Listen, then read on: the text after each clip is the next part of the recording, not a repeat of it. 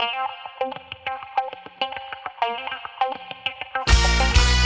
want to tell you a little story. Someone lives in my town. You might see him out there walking around. So come on, get down.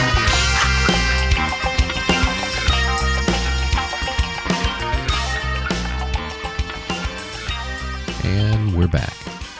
Jerry, hey, thanks for coming, man. Hey, man, glad to be here. This is a great thing you guys are doing. I've known you for a while, so I know this is one of your passions. So I'm glad that you invited me to come.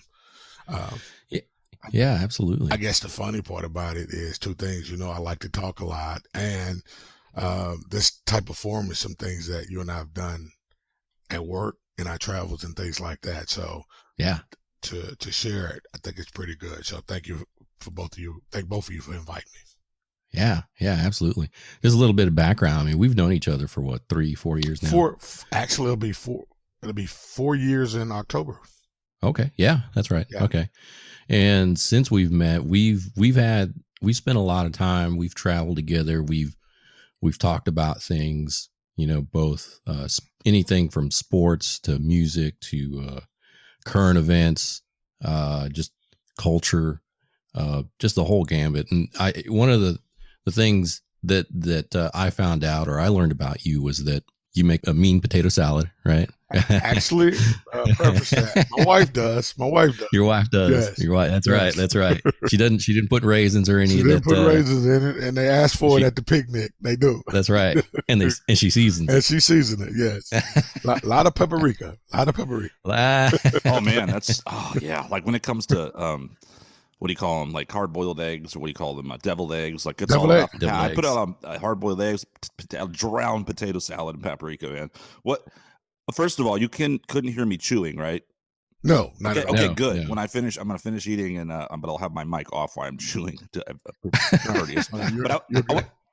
Unless it's a secret recipe, I wanted to know what the potato salad entailed, because I had always kind of had the store-bought stuff or the standard kind of potato salad you think of, and then I had like a chef that I was dating one time like cook a homemade potato salad. It was a totally different thing, and I was like, oh my god, it just blew my mind. It was so amazing. What is it that your wife does, or is it a secret?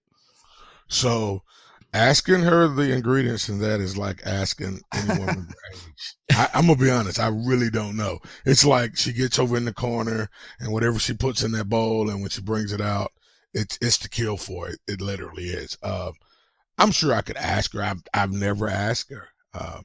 I think I told Victor, it's always funny. This is my second marriage, Skunk, and my wife and we've known each other all our lives. I really didn't think she could cook when I married her again. So we would go out to eat all the time.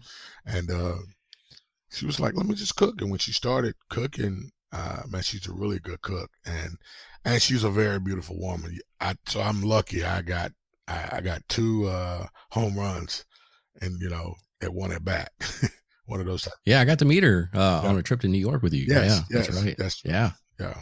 Absolutely.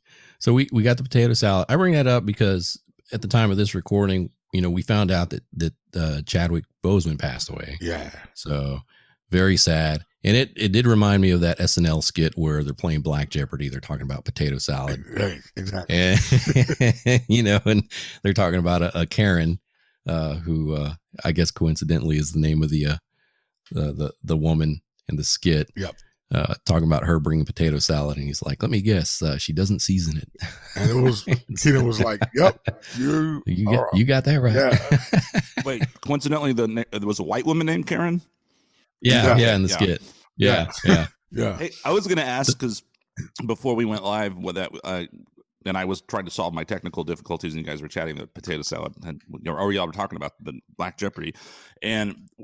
Did either of you guys ever see that movie Undercover Brother with I think his name is Eddie Griffin? I love that. Yes. I love that movie where he has to go undercover with like the white people, and they're just like, okay, and they'll have to learn to love mayonnaise. And he's got a little secret agent watch with squirts out like hot sauce so he can tolerate. That's mayonnaise. Right. Yep. My son actually have like an Undercover Brother 2, I think now. But anyway, the first one, my son, I probably watched it 1,000 times. It's one of his That's a great movie. Yeah, it was. I like how he had the soda machine in his car. Yeah. And then Billy D. Williams is just great. Yeah. Was it Billy D, and then Dave Chappelle was in that one. He was in that. Yeah. He was the black secret agent intern, Right. And he got pissed off at the chief for bringing the white devil, Right. The chick, the white devil. I'm still paying off my student loans, chief. Yeah. Wow, good soundtrack too. I actually have that soundtrack.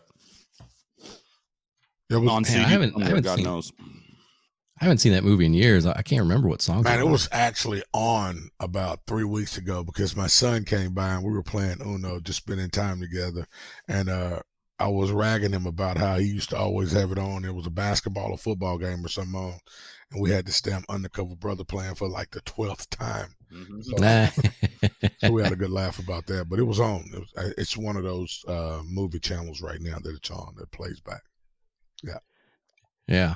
And aside from the potato salad, I think we talked about music, and before we started recording, you were talking about country music.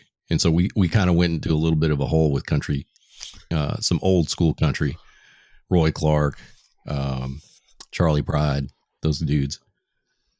Yeah. Like I was telling you, growing up in rural Mississippi, so, northern Louisiana, or southern Louisiana rather, that was the only station back there during that time. So country music influenced no matter everyone in that community.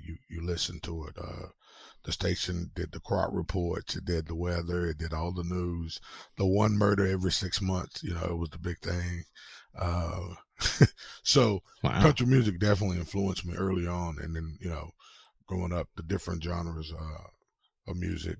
I think second most would be blues because that was the alter ego. So when I got to college, went to school at Mississippi State. So we would go over to Itabena to the B.B. King Blues Festival. That always fascinated me. Then I got a chance to meet some of the old, like B.B. King. Got a chance to meet Son Thomas. Actually, his story was kind of interesting when I met him. He was literally living in an old one-room house with a wood stove, and the University of Mississippi Ole Miss actually found out, one of the alumni found out who he was, and they literally brought him on campus to, gave him a nice place to stay. But they actually started re-recording some of his old music, and they put him in a different put him on a different platform. That's awesome. But how the blues actually kind of, I guess, revolutionized and came across the years, the timetable. The Robert Johnsons, we talked about that in the movie. Yeah. Yeah, the Netflix documentary Crossroads, right? And there's that whole legend behind it where he sold his soul to the devil, right? Exactly. So a lot of those guys were influenced by gospel music or church music, and you find that a lot of their lives were literally dictated by them being reared by their family and just going away. Memphis was the first stop, and then some of them went on up to St. Louis and Chicago. So that was the trick that most of the great deportation, exodus or whatever they call, to go up north to find a better way to live a better life, I should say. Right.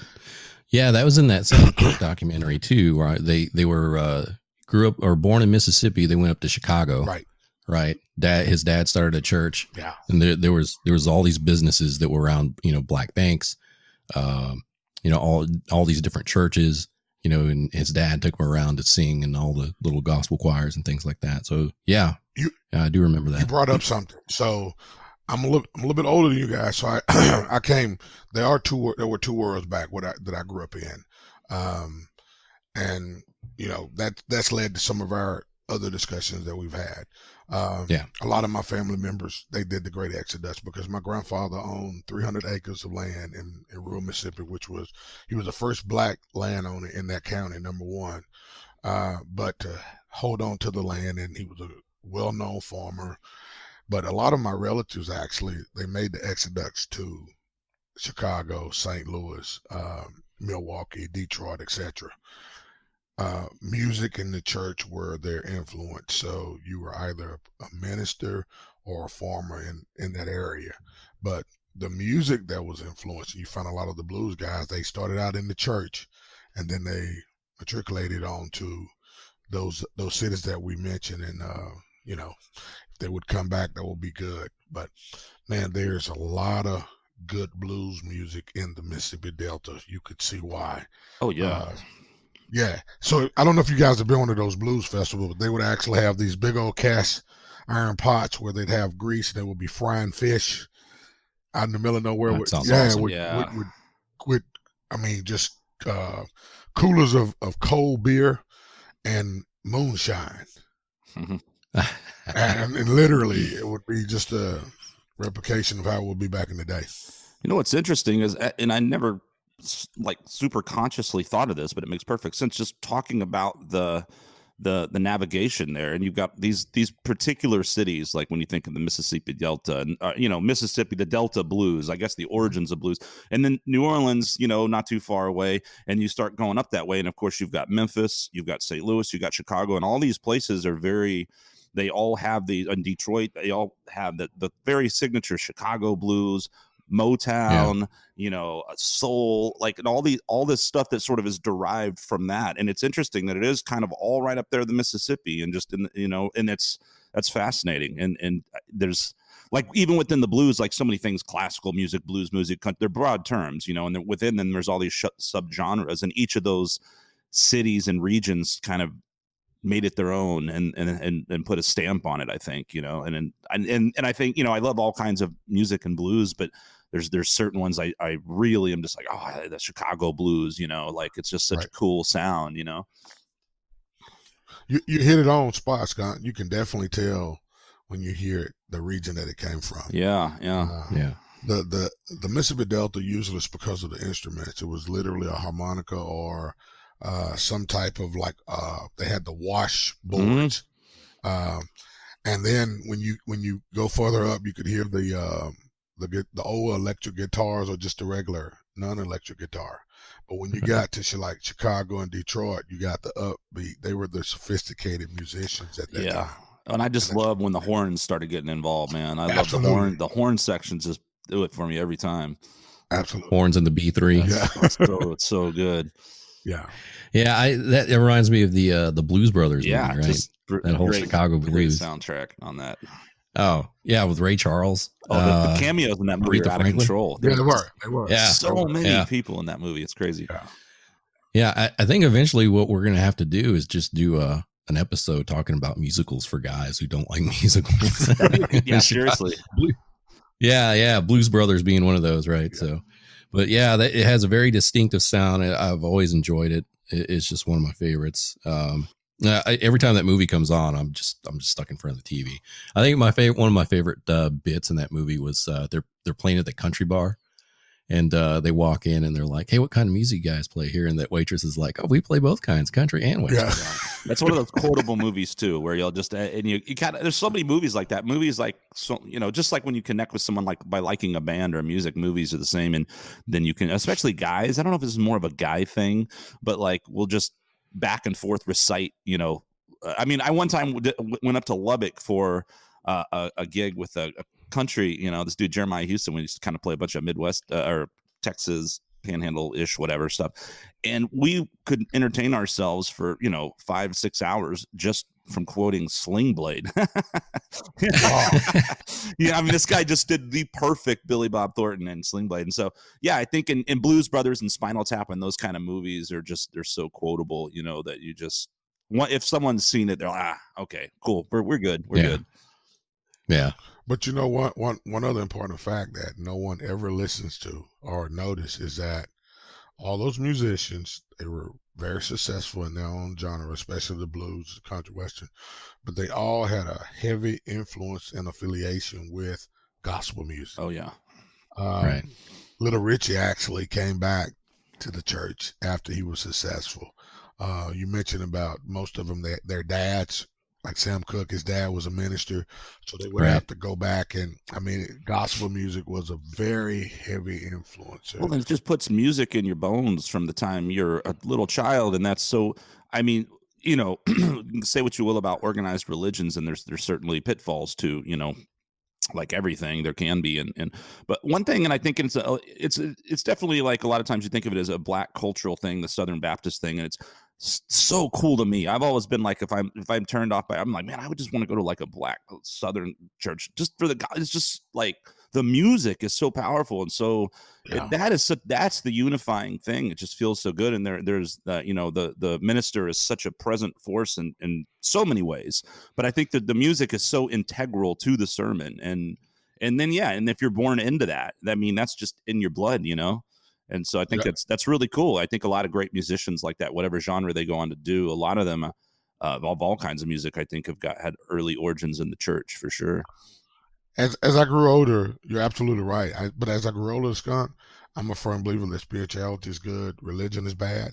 But I agree. Yeah, music is always good, no matter where you go. Yeah. It's universal. It's one of the few things. Like in spirituality is that too, but we seem to get it all wrong. Or we tend to divide ourselves. When we're all the same sort of intent is really there. I think in a lot of different religions. And fortunately with music, it doesn't seem to create such a divide typically. I mean, I guess it can, but not certainly not like religion, an organized religion that can. You're absolutely right. That's a good point. It definitely, with music, there is not a division. It brings people together. Where religion, it separates you. You either have to be a Baptist or Protestant, or if you're Muslim, you're bad, or whatever. Yeah. I mean, it just takes it away from what it's supposed to be made for. What else is interesting about music? I mean, and we all have music too. We're like, ugh, I don't like this artist or this genre for the most part. I always say, like, I'm pretty open-minded. I'll listen to just about anything in any genre I can find good in lots of different things. And I'm not really biased in any way. And like, it doesn't matter what it is. Like some stuff you just listen to and you're like, this just sucks. I don't identify it as contrived. It doesn't, but someone else might love it. It might be their best, so it's very, I try not to like overgeneralize. Like, I don't really like jazz or something, I mean, maybe when you're younger, but I think as you get older, hopefully people are more accepting and more willing to listen to different styles of music, just like different opinions. But what's interesting is with music, I feel like if we're debating something or it's political, it's religious, people will die on that hill and they are just like, how dare you disagree with, and all that kind of stuff. With music though, sometimes I can listen to something that I can't identify with lyrically at all and love it. I might not even understand the language, or it might be a gangster rap song where I'm like, I can't relate to this, but it's badass and the music is moving me. So that's another thing I think is really cool about that. It doesn't even have to be relatable, and it can still make you move and still make you feel something, What is your favorite genre of music? If you had a choice every day to listen to music, honestly, like I don't like to answer those kind of questions in terms of genres and favorite artists, because I'm very like a chameleon in that way. Like when I first got into music, I kind of grew up, loosely on a handful of classic rock type records that my parents had. Like not a lot. I didn't get a lot. And then I got, young teenager phase of getting into the guitar and like heavy metal and rock of the day and all that. And so that still is really big for me. And I played in a lot of rock metal bands. I think a lot of people would identify me that. But I've also played piano as long as I've done that. And I've always loved classical music. I've gotten way into lots of different jazz. I love blues. You can't not like the blues, and that bleeds into jazz, country, hip hop. It really, I mean, I'll be honest, I don't really listen to like Tejano and stuff, but it's not because I don't like it. It's just, I mean, there's all these other things that, but I think I can listen to just about anything. And I'm kind of like, I think it's, maybe the older I get too, the more willing I am to listen to a lot of different stuff, I feel like I asked you a trick question. You're a musician, so yeah, I know it's hard to answer that kind of question. Well, I always make fun of the guys that are like, my age. They're just like Slayer, and it's like, yeah, I mean, Slayer's cool and everything, but like, there's like other stuff too, right? There's a lot of yeah. Well, if it makes you feel better, I don't really listen to Tejano either, but I mean, I do listen to like some more. Comes Nortec Collective comes to mind. Yeah. So I guess they take that a little more of the traditional Mexican Tejano, and then they kind of mix it up with electronics. So that's really cool. I'll listen to stuff from South America, Central America, things like that, Spain. But you're right. I mean, you don't really necessarily have to understand the language. I was listening to some of Natasha Atlas earlier. Yeah, so good, after the right? last podcast. Yeah, and she's Sounded like one song she was singing in French, and then another song she was singing in something totally different. So Yeah. But it was all good. Yeah. You know, back to what you asked, Jerry, like, I think I kind of see music like I see religion in that sense. Like, I don't judge anyone else on what they believe. Just don't like, I think it's, I don't want to use the word tragic. That's a bit of a heavy word, but unfortunate when someone really is only willing to identify with a certain thing, and not be open minded to, hey, yeah, okay, I practice this, but I dig your religion, okay, too. Like, I'll come check your church out, and just like music, I'll check that out. Like, and when we're younger, we're kind of get a pass for being stupid. Maybe like I remember in high school, I'd be like, oh, he's the heavy metal guy, and I'd be like, shit kicker, but stupid, I mean, like, at the end of the day, like, music is music, and like I said earlier, I think things are either good or, I think it's, for me personally, as a musician and an artist, like, that's what the only thing that's really important to me is where it comes from. If it comes from the right place, that it's artistic to me, and I enjoy that. If it's contrived and it's a monetary thing and it's calculated in this demographic, and that, I get it, it's business, but it's not something that I really resonates with me as much. And back to the blues and the gospel, I mean, that's authentic music. Like, that is, in the old country, I just feel like that is very, very authentic music. And that's why I think it's still relevant and resonates, and it's music that I'll eternally love, like many, many people, Okay, that's fair, and it's always, as you stated, I think music is a bridge that actually brings people together more so than anything else when you look at it, and you can always relate what song you was listening to when something happened special in your life, or you played a particular song that you like during a special time in your life. You can always go back and resonate with that, so that's always good. Yeah, you talked about that, Dick, and that's so interesting because we were with a couple of different people we've talked to now on the podcast have done Brazilian jiu-jitsu, and I did it for a brief time in the mid 90s or something. And it's funny because things like that, I can remember like an album that I was listening to when I went to my first tournament or something, and like there are those moments that stick with you, or when you're at the gym and you're like, this is the one song that gets me pumped up, and or something romantic, or you want to feel sad, and there's some, so they're very relatable in that way too. Yeah, I really like, I didn't think about this before, but you mentioned it before, earlier when we were talking. The template that country music has, we joke about it, but that kind of, you drew a line from that to rap music, right? Because they're really just talking about the environment they grew up in, the life that they're leading, right? The challenges they have growing up, right? So I thought that was really interesting that you were able to connect that. I never saw that. I never even thought about it that way, but that was really good insight. Really cool. Blues kind of that, it's the same sort of thing. And when you think about it in that sense too, I think just like religion, I think they all really come from the same place, and they may seem very different. They're all, and I have always used this as a music teacher. I talk about, the Western system of music, which is most of the kind of stuff we're talking about genre wise, is it's 12 notes. 12 tones, just like everything we're saying in our language is 26 characters in the alphabet. These 12 notes, you can just arrange them and do them in different tempos and all different instruments. But so how different are you really going to get? I mean, you can explore quite a bit, but so much of that from the theoretical music place and also from the lyrical, place that the music is coming from. I think it is a really cool analogy, like whether it's some Delta blues or some, Nashville country or some, Bronx hip hop, there is a real similarity actually in where it's the origins of it come from from person, And you're right on. I tell you what, for me, listening to country music as a kid, like I said, it was on the only radio station. You would hear my uncles and the older people play the blues because we were kids. Mm-hmm. So when rap came on the scene, what actually drew us there, it was something that we could relate to. It was the in-betweener. It talked about our environment.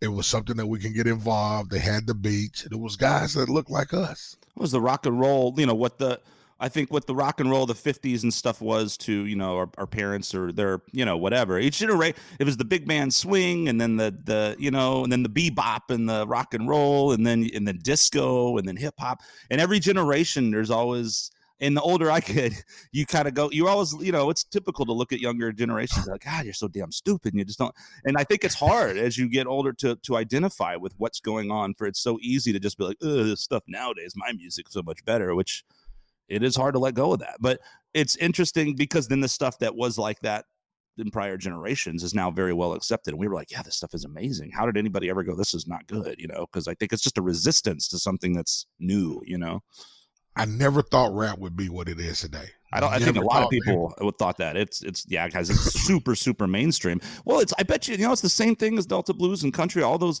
similarities there, because none of those, I don't think were ever meant to be a mainstream thing. It was a cultural thing. It was something that for the people there that identified with that, and then it became bigger and bigger. And then of course, like anything, when something starts to get traction, there are people out there who go, hey, I can make money off this. And the next thing you know, it's snowballs. And it's just like, now it's a worldwide phenomenon, pop culture.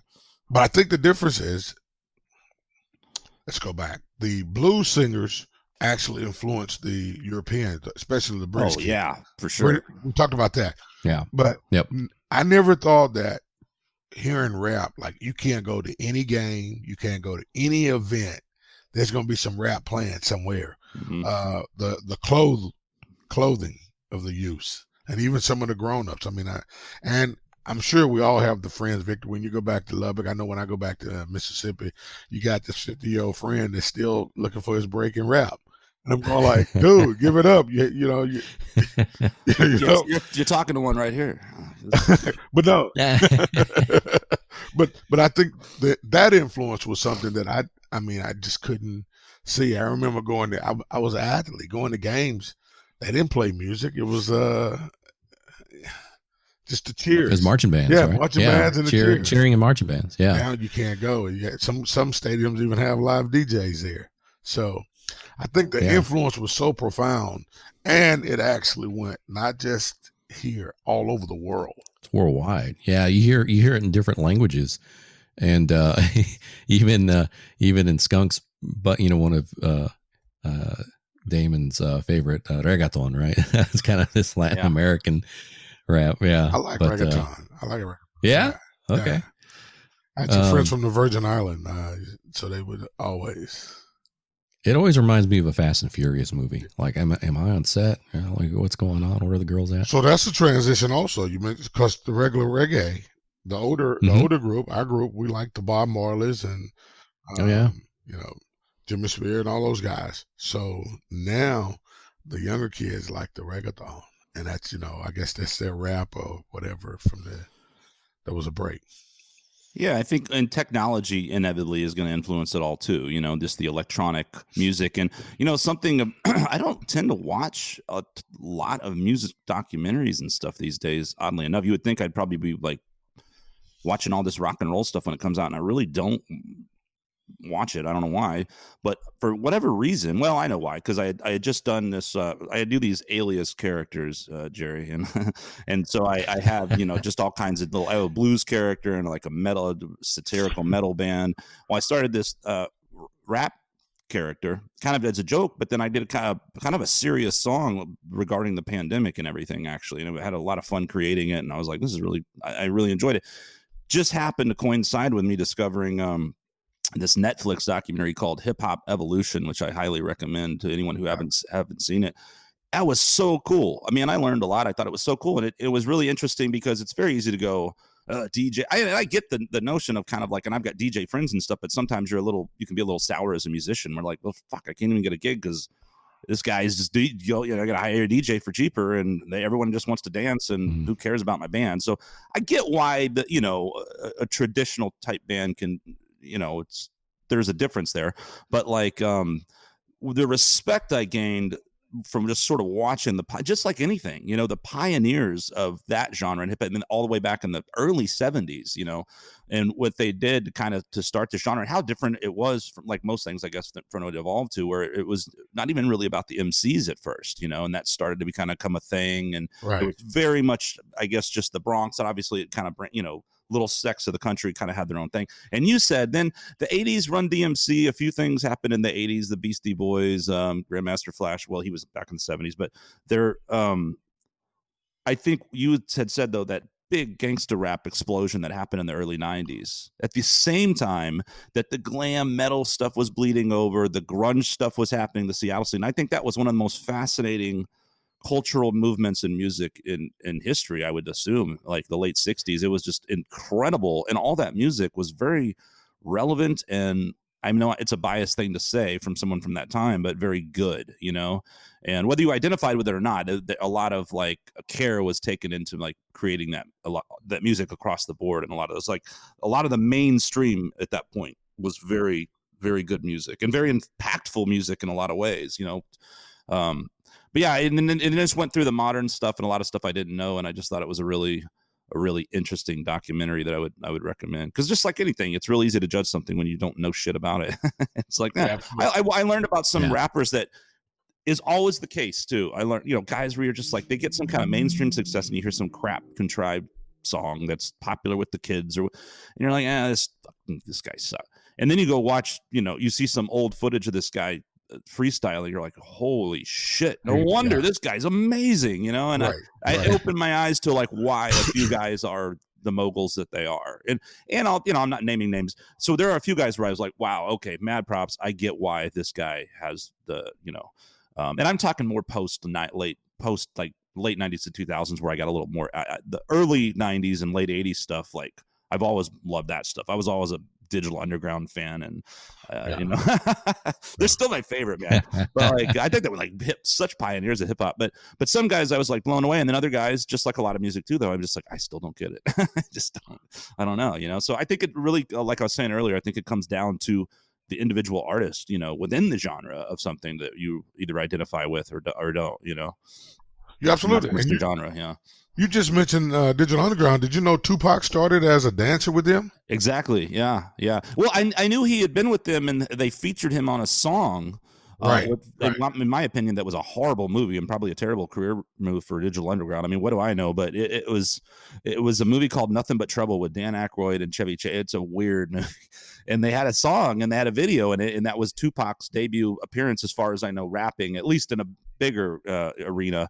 But yeah, and then when I watched that documentary is when I found out he actually toured with them as a dancer. And man, if you've seen that, like Shock G was so broken up talking about it. He was devastated because I didn't know all the ins and outs of Tupac, but it sounded like he just went fucking crazy. I mean, he got shot and he got paranoid and all this and that. And the guy just kind of, you know, it's kind of tragic. I think it really just pushed someone already volatile over the edge, you know, and basically waged war in this whole crazy East Coast, West Coast thing, which again, I think record executives were like, this is great for business. Who gives a shit if these guys kill each other, you know, seriously. Right. Really unfortunate. But it was kind of strange to me how Digital Underground just kind of like fell off the earth, because I thought they were such a brilliant band, you know. And I totally agree with that, but I think that was most of the bands that we saw. The real good ones, you had a lot of one-hit wonders, probably more so than any time. Yeah. From the 87 to probably the 94, 95. And I say 94, 95 because Master P, man, that guy really took advantage. Dude. You got a guy.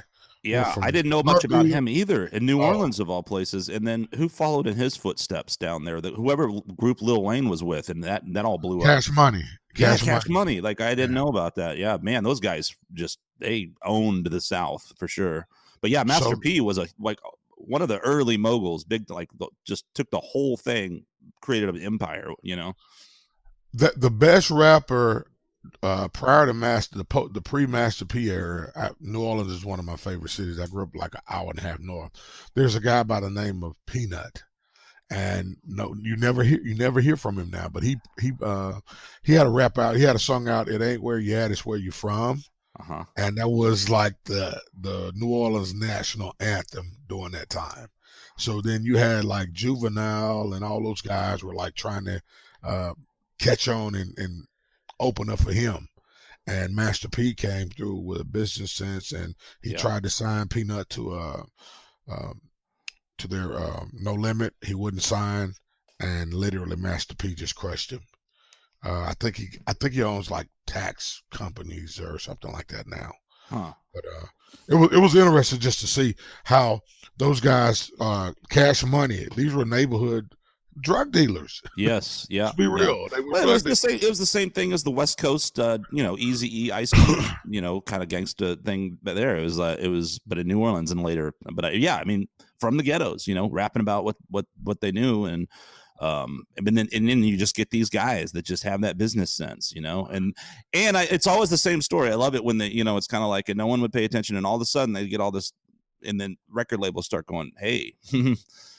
Holy shit! What, this guy's doing this by himself, and I think at that point he was kind of like, where they're like, no, fuck you, like we got it, we got this, right? And these guys were creating their own empires. He was. I guess my favorite rapper, and I know you're gonna laugh at this, Victor, because we never talked about this. I've always liked Too Short. Oh my god, dude! I think this is too good. Okay, good. Yeah, I mean, and the reason being, it's like. We were talking about being where I remember as a kid, the first time I heard Richard Pryor on an album, my cousin had it and he was playing it. And, that was the album that they kept under the bed. But the Too Short, I was in college and I first heard his first song and I just fell in love with him. He actually said he was the Dave Chappelle of rap music. It's an interesting way to put it. Yeah. Yeah. I mean, he said what everybody was thinking and wanted to hear. But he just put it out there. And he had a nice beat. You could see him. He wasn't a pretty guy. He had the fucked up teeth. I had the cassette tapes for Born to Mac. Life is Too Short. Life is Too Short. Short Dogs in the House. Those were the first cassettes I got. When you had asked earlier, before I had that transition where I got into rock and roll and started playing guitar, and like Guns N' Roses was very pivotal for me, like hearing that album. But I was like, like the pop rap of the day, like MC Hammer and Young MC and D Nice. I had some of those. I had and then the Eazy-E, which I still love, and NWA. But Too Short, I was just this. And the reason I was laughing when you said that, I was like, this is too good, was because just the other day we had my buddy on the podcast, and actually that episode went out today. And we were talking about when we met. He was wearing a Motley Crue t-shirt, just super rock and roll dude with a mullet. I had my Air Jordan sweatpants and my buzz cut, Too Short written on my book cover. And what unified us, literally, what we were looking at each other like, who the fuck is this guy? What brought us together was Digital Underground. And we became good friends because we started talking about, I was the common band that we found. And we started talking about Digital Underground. But he gave me shit for years about how I had Too Short written on my book cover. And I was like, well... I used to deny it, like I don't know, dude, but I was like, well, I had all the fucking cassette tapes. I mean, and like, because you hear when you're a teenage boy and you hear Freaks, what was it? Not Freaks of the Industry, that's it. Freaky Tales. No, Freaky Tales. That's just the dirtiest shit ever. Right.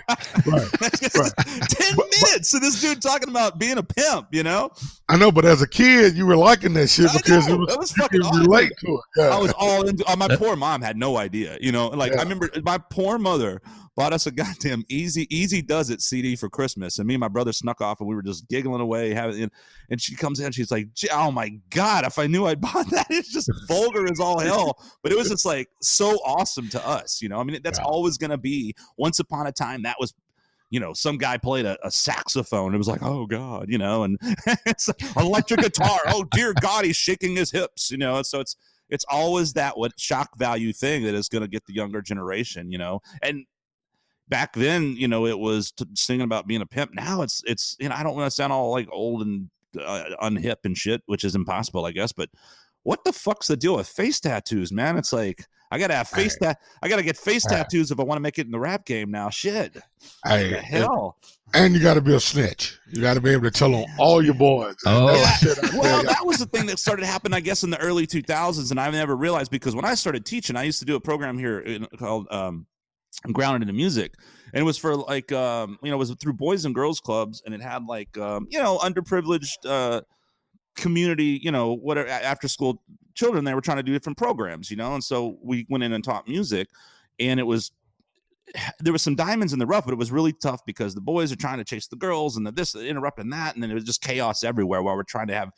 Realistically, you're not going to get a bunch of 8-year-old kids to put on headphones and play, you know what I mean? But the funny thing was back then, and I was just kind of like, I don't know much about this Lil Wayne guy, but I don't think I like him.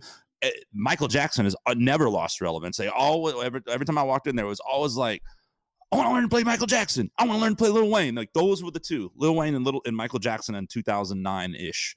But after watching that documentary, I was like, okay, shit, this motherfucker. That was the whole thing, right? Just like tearing someone to pieces, the kind of the Eminem thing, and you're just shredding on guys, right?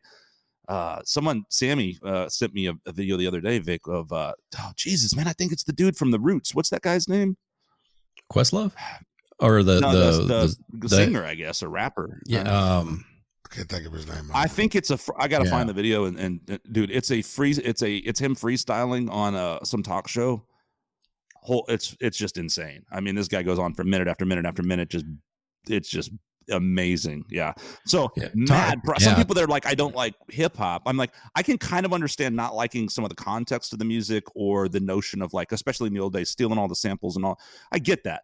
But I'm like, man, I've never been like, I can't, that is an art form in of itself to be able to spit out words like that and flow like that. And that's the art of writing, you know? So there's a poetic, what's the word I'm looking for? Something euphonic. Is that the right word? Rhythm and the ability to do that, which I clearly can't because I'm like stuttering while I'm trying to, you know, form thoughts here, but it's amazing, you know? You're absolutely right. But I'm going to tell you one other thing I'll bring to to the forefront.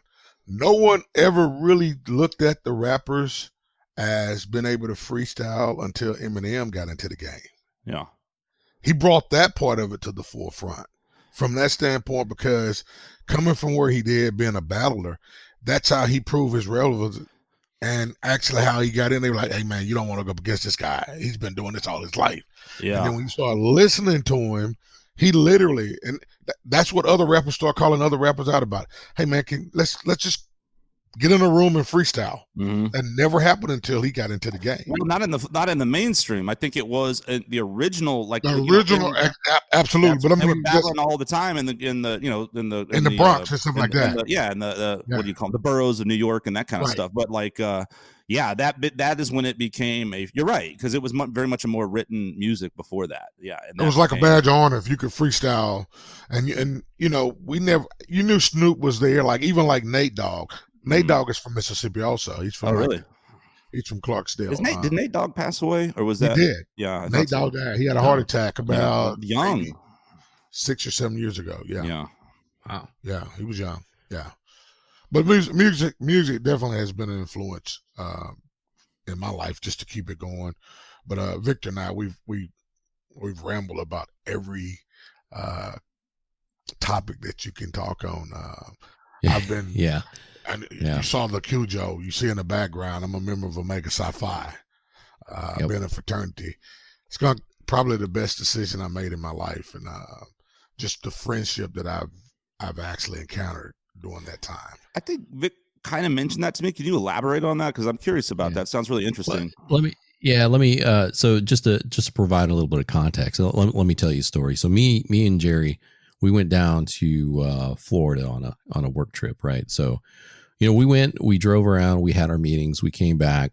I think we got back a little late. We were both really tired, you know, really beat. We decided to go get dinner, and you know, we found this place where it had a good variety of restaurants. There was even this really cool cigar bar that was, I think it had a restaurant in it. Maybe not, but we wanted a steak, right? We wanted to have a guy's meal and go have some steak. So we found a place, had some steaks.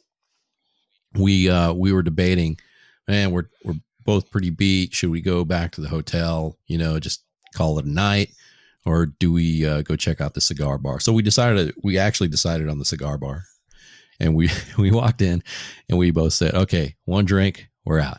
That's it. First mistake, always. Yeah. First mistake. Yeah. I was committing to that. Right. So we walk in, and it's a really awesome, I think it was like the Davidoff cigar bar or something. Yeah. And so we walk in, and they have just these columns of cigars that you can choose from. And so we're both looking around. We decided to go get our drink, and I'm walking toward the bar. Jerry's behind me. And I turned around to ask him what he wanted to drink. Couldn't find him. He's gone.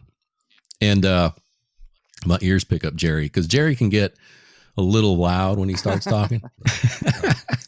But he gets even louder and more excited, I realize, when he's talking to a fraternity brother. So I turn around, and I don't know if you knew this guy or actually knew him personally, or if you just saw that he was a member of the fraternity and then boom, it was like instantaneous. You and him were just going back and forth.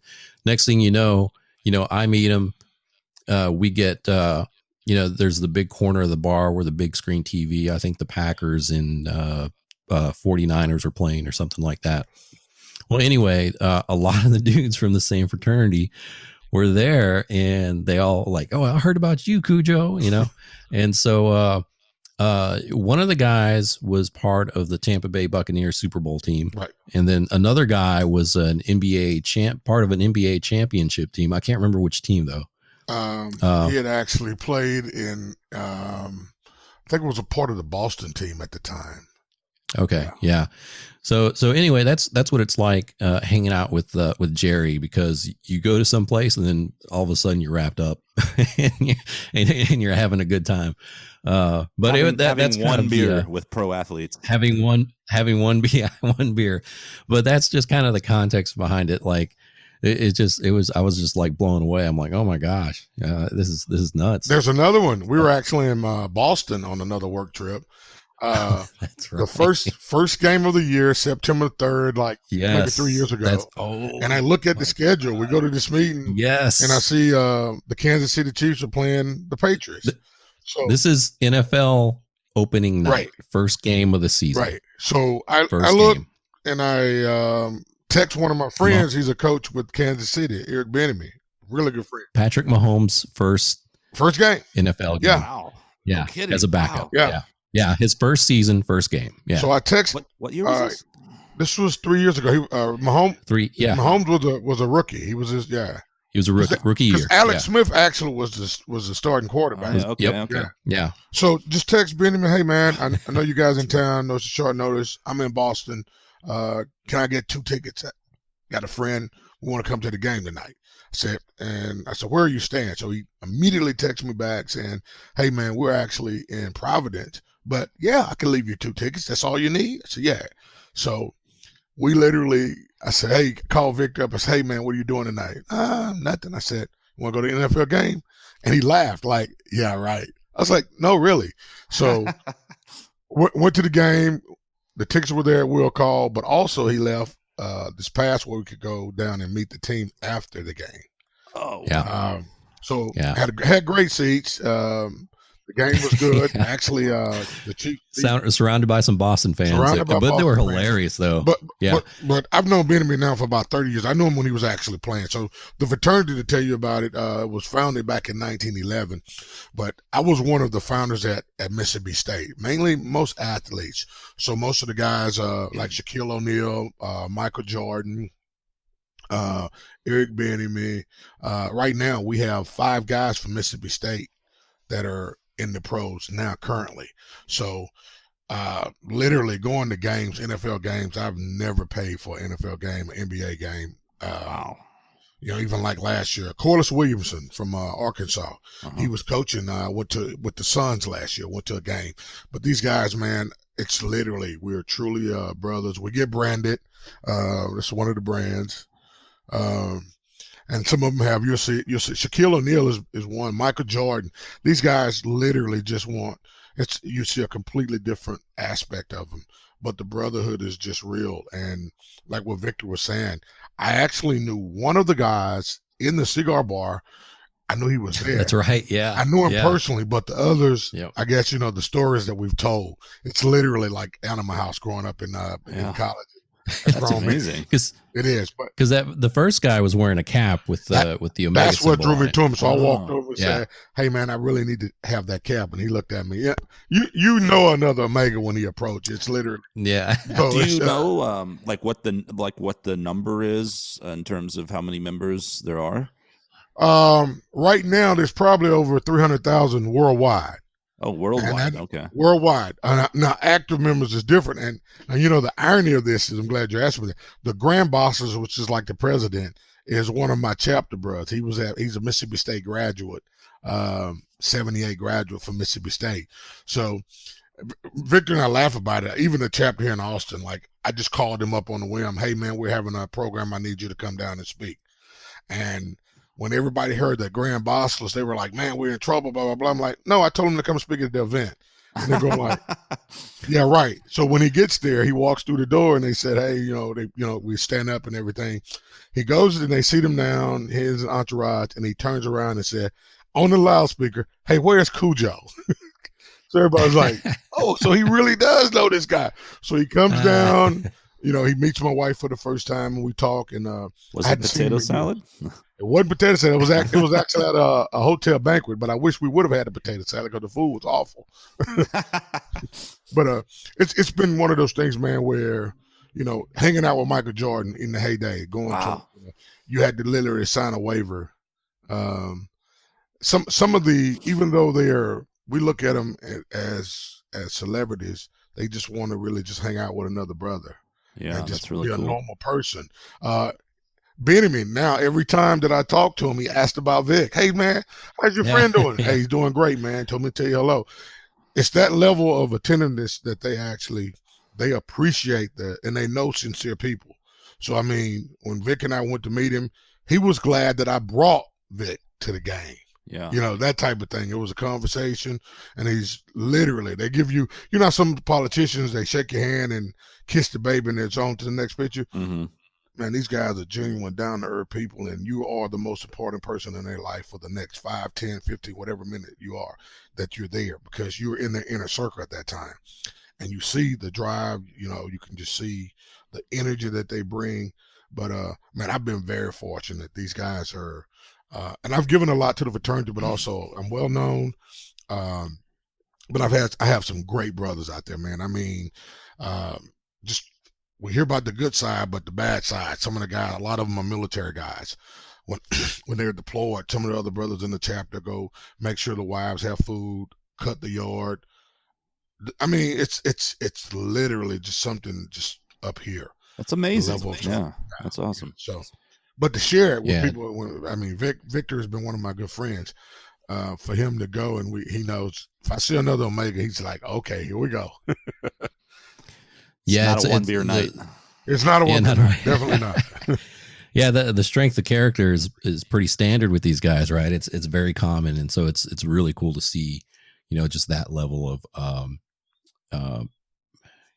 presence, right? So, like when you're hanging out with these guys, you're present to them. You're not.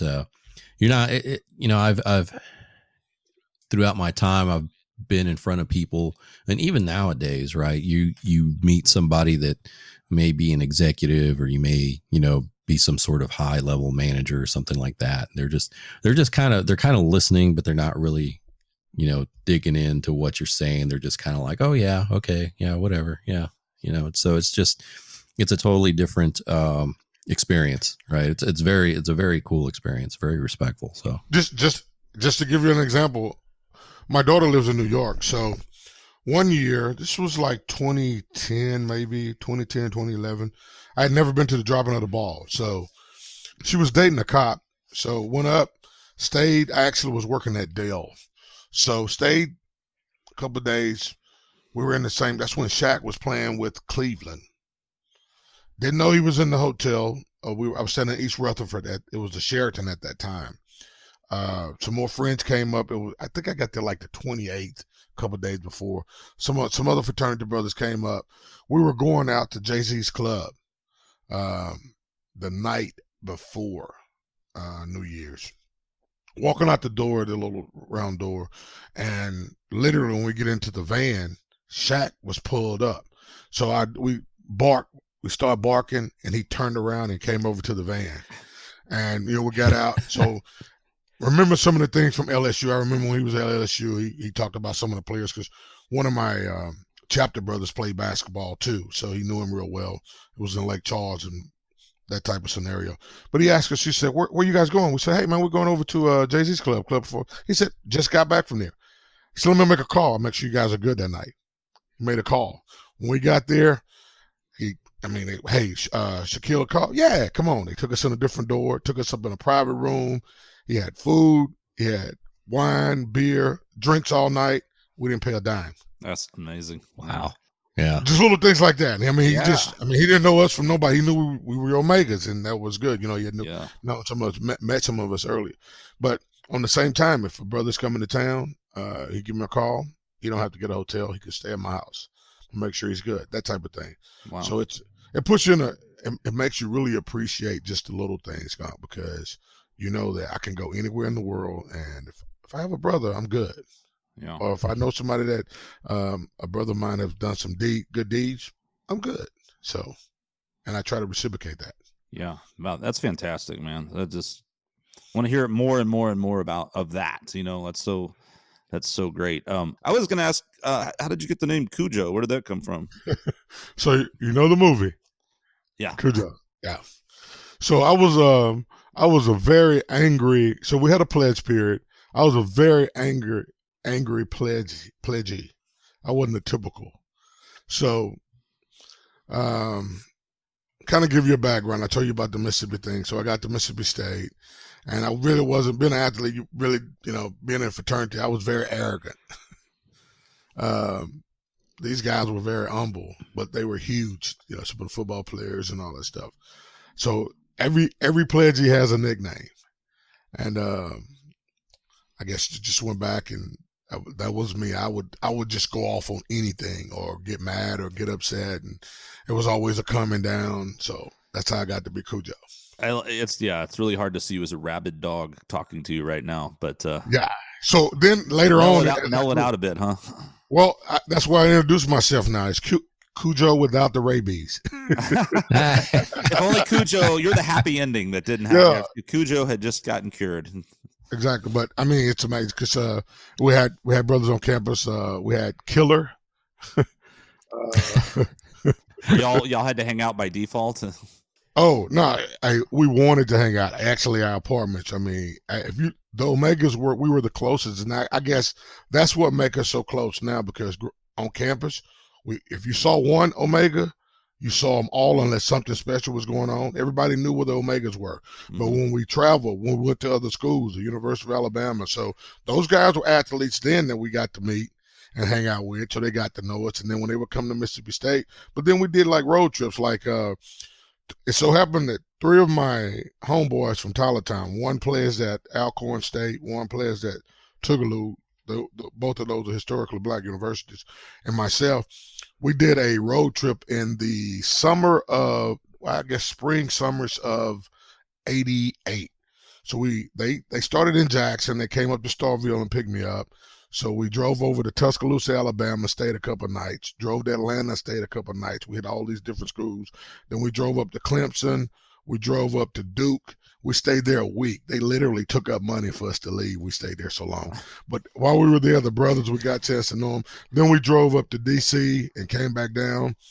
It was one of those legendary road trips. So when we came back, when we would go to the meetings, all the brothers at the schools knew us, or they heard the stories that we did there. I mean, we would steal the pledgees if they had lines, we would steal them and make them hang out with us for a couple hours and then drop them back off on campus. I mean, it was a road trip to kill for, literally. Awesome, I can't really talk a lot about it now because I don't know the statute of limitations of some of the crime. but it was, yeah. But it was good. It was. I've been really blessed to have a lot of good friends, and then when I got into the business aspect, we really looked out for each other, and having people like the Victors to understand and bringing them in our world, they appreciate those people. They appreciate knowing that, hey, I know he's good because he has you. Right. So, I mean, the Ben-Ami thing, and I tell him about it, and I brought a lot of people around Ben-Ami, and he never asked me about them. Just a general thing. No matter every time I see him or talk to him, he'll say. So the sincerity, I think good people are actually born. The other part of it, all the bad things in life, man, and I can go back growing up in segregated South. I think all that stuff is it just comes out when you want it to. Yeah, and so much based on conditioning, and I mean, so many things based on that. And then to reference your nickname, like there's that rabid dog in all of us, and it's right. You got to contain the beast. And for most of us, I don't think it's kept in check and not dying to come out. And then in some people it just is, and it's unfortunate. And those are the dangerous ones, And it's some people that want to bring it out of you. They're not happy until they bring the very best out of it. They're the worst. They're the worst. Yeah. The worst. Yeah. I agree with you mostly. I think there's got to be some people born evil, I think, though. There are some people that are it's just bizarre, like serial killers, weird shit. I'm like, what happens to make a person go down those paths? You know what I mean? You think they were born evil? I don't know, man. It's just weird. There's some way fucking wires crossed with Jeffrey Dahmers and shit like that, you know? I think it was events because, we had a conversation. That was Victor and I talking, where the father had 2 sons and he was an alcoholic. Oh, yeah. Mm-hmm. Yep. And he grew up and one was an alcoholic and they asked him why he became an alcoholic. He said, because of my father. And then the other one that didn't drink, they said, why don't you drink? He said, because of my father. Yeah. Well, in the end, you have choices, and it's your responsibility as a person to make choices. I think people influence that, because let me tell you why. And this is a personal opinion. If anyone has any reason to be mad at the world, I do. And let me just tell you my story. When I was 2 days old, my biological mom gave me away. She gave me away to her sister. That was one stroke of luck that I had. Her sister raised me, and I didn't know that she wasn't my mom until we did the official adoption. So my birth name is Edward Jefferson. First grade, I changed my name to Jerry Edward Conerly. Well, I named myself Jerry. We kept Edward. My adopted mom was named Conerly. I never will forget, again, we went back to school the first day of the year, and they call and roll. Jerry Edward Conerly. I raised my hand.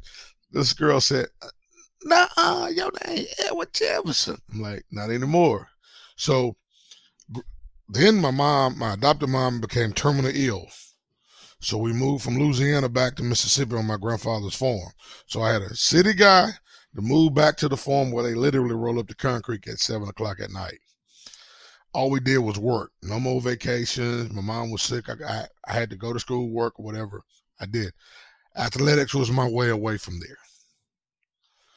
My adopted mom passed when I was 18 years old. So I went off to college with literally everything I owned in the back of a truck. I knew I'd never come back there. I knew there were no plan Bs, Skunk. Mm-hmm. Then, out of all other things, I just said, hey, it has to be a better way. Not that I've made it or whatever, but I'm damn sure a lot better than where I was. But that upbringing has a lot, when I go back, as I can look back on relationships, it has. And the thing that I've come to the conclusion is I never have really let anybody get really close to me that I love, because everyone that I've ever loved have died.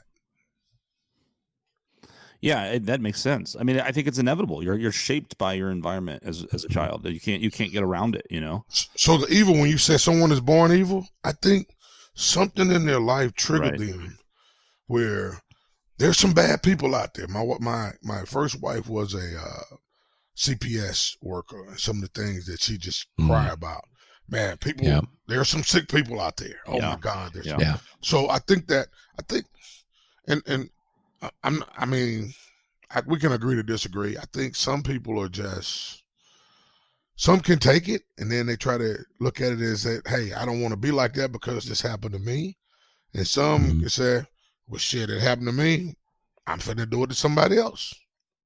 Yeah, I think a debate there too is, and again, this can be a total, and that is an important point to make if we talk about any kind of topics like that. It's like, it's okay to not agree with people, and you can still be friends with them. I hate seeing so often how people have disagreements and you're like, you're dead to me, you're done, and it's like, Jesus, you know what I mean? Like, depending on where we're talking about, but it seems to happen sometimes, like at the drop of a hat over something that, a miscommunication. So it's kind of crazy. But one thing for me, and I tend to be kind of conservative, I'm not a fire and brimstone type guy, but on this, when it comes to that, I'm very much like death penalty. Like I'm sorry, man, when someone's like a heinous criminal and a serial killer and the Manson and all these kind of people, and you want to talk about redemption and the bleeding heart, so to speak. But I'm like, golly, man, I mean, it sucks that you had a bad rap, man, but that you went out and fucking just destroyed other people's lives. Like you can't, it's hard to excuse that, you know? Now I think that's very different than, you know, someone that's in jail for a drug charge or something, you know, like I'm talking about the worst type of crimes, you know, like I think rehabilitation is great for lots of people, you know, that have committed petty crimes, but it just makes me go like someone like, you know, I saw this documentary on Ted Bundy and it's just like, the guy escaped like twice. He's murdered across the entire United States for a decade or whatever it was. And I'm like, dude, and he was a normal dude, right? Like something's way fucked with that guy. There's no curing that. Would you agree? I would. I think we all have that person in us. Yeah, I think you're right. I mean, to a certain degree, and I think most people, you know, there's a Seinfeld episode where he was joking about it, and it's like, you ever just, you know, grab a pair of scissors and the guy just stab her in the, you know, hit him in the head with these scissors. Right? I think it's natural that you have these crazy, you know, thoughts, but you don't act on them, you know. And for some reason, there's a, I don't know. That's why I wonder. There's some sort of physiological thing there that you know, it's because it's so. Or it's a choice where you just go, I'm just not going to stop myself from eating somebody. I mean, it's fucking crazy, you know? Well, let me ask you this. And Victor, you served in the armed forces. When you're taught to kill. And right. in real battle, you either kill or be killed.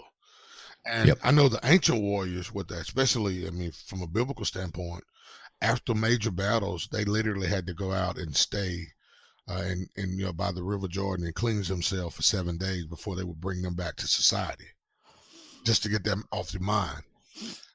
Yeah, there's no difference. That person that I think it's the way that you look at it. You're being ordered to kill other people, and it's okay, and you're supposed to forget about it, and your mind never does, because, I mean, I had several cousins in Vietnam, and they came back, skunk. They were really fucked up. I mean, just little things like firecrackers. Oh yeah, yeah. They were, but I mean, the shit that they saw, and then they would start just letting it all hang out. It was just cooped up. So, yeah, there's something to be said for that, because my dad was in Vietnam too, so he would never talk about the things that he had to do, right? So I could only assume what he did, right, or the things that he had to do, and so that always messed with him, right? And early on, when I was young, you could see him having a hard time adjusting back to normal life, and it made him a little hard in the sense that he was very critical about people who were a little more self-indulgent or a little more whiny, right? And you know, as he got older, I think he mellowed out a little bit. He became, you know, he kind of worked through it, but you know, I think even for someone who does it as part of their duty, you know, I don't think they relish in it.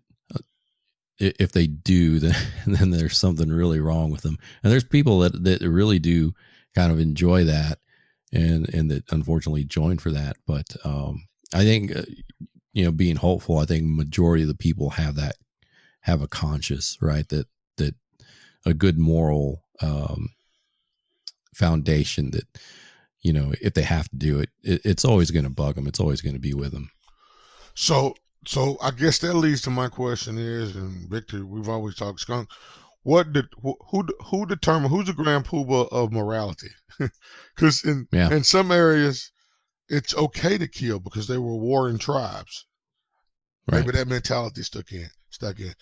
In some cultures, it's okay to have more than one wife. That's what in some cultures, it's okay to marry. Even early on, I know some of my ancestors, my adopted mom, she married when she was 15. You know, it was okay to marry. Now we look upon that as been completely, that shit is crazy, because I think we've progressed to a whole different level. So I think, and also you mentioned earlier about how we would actually not be mad at each other. I think the more technological advance we've gotten, the worse we've gotten from a social standpoint. Agree. Yep. Yes. Because back in the day, you had to fight everybody, and you guys were friends because you couldn't stay in the house and watch TV. You had to go back outside and play with that guy the next day, or even that same day. So good you point, learn to yeah. forget about it. Yeah. Now, shit, you get in a fight, you playing PS2 all day. Then next time you see the guy, you pull out your pistol and you shoot him. Yeah. You haven't even talked about it anymore. All you know, he stepped on your new Jordans. That's Yeah. some real fuck shit. But it's bad.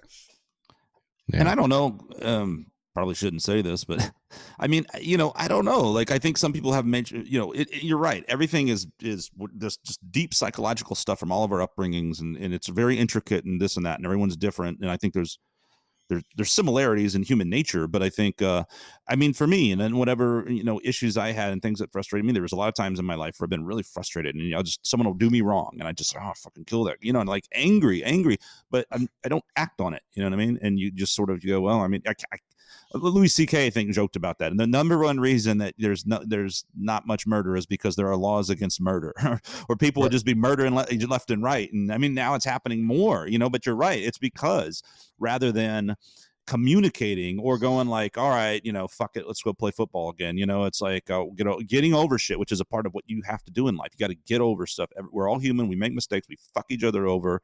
I mean, within reason. I'm not talking about crazy shit, but like.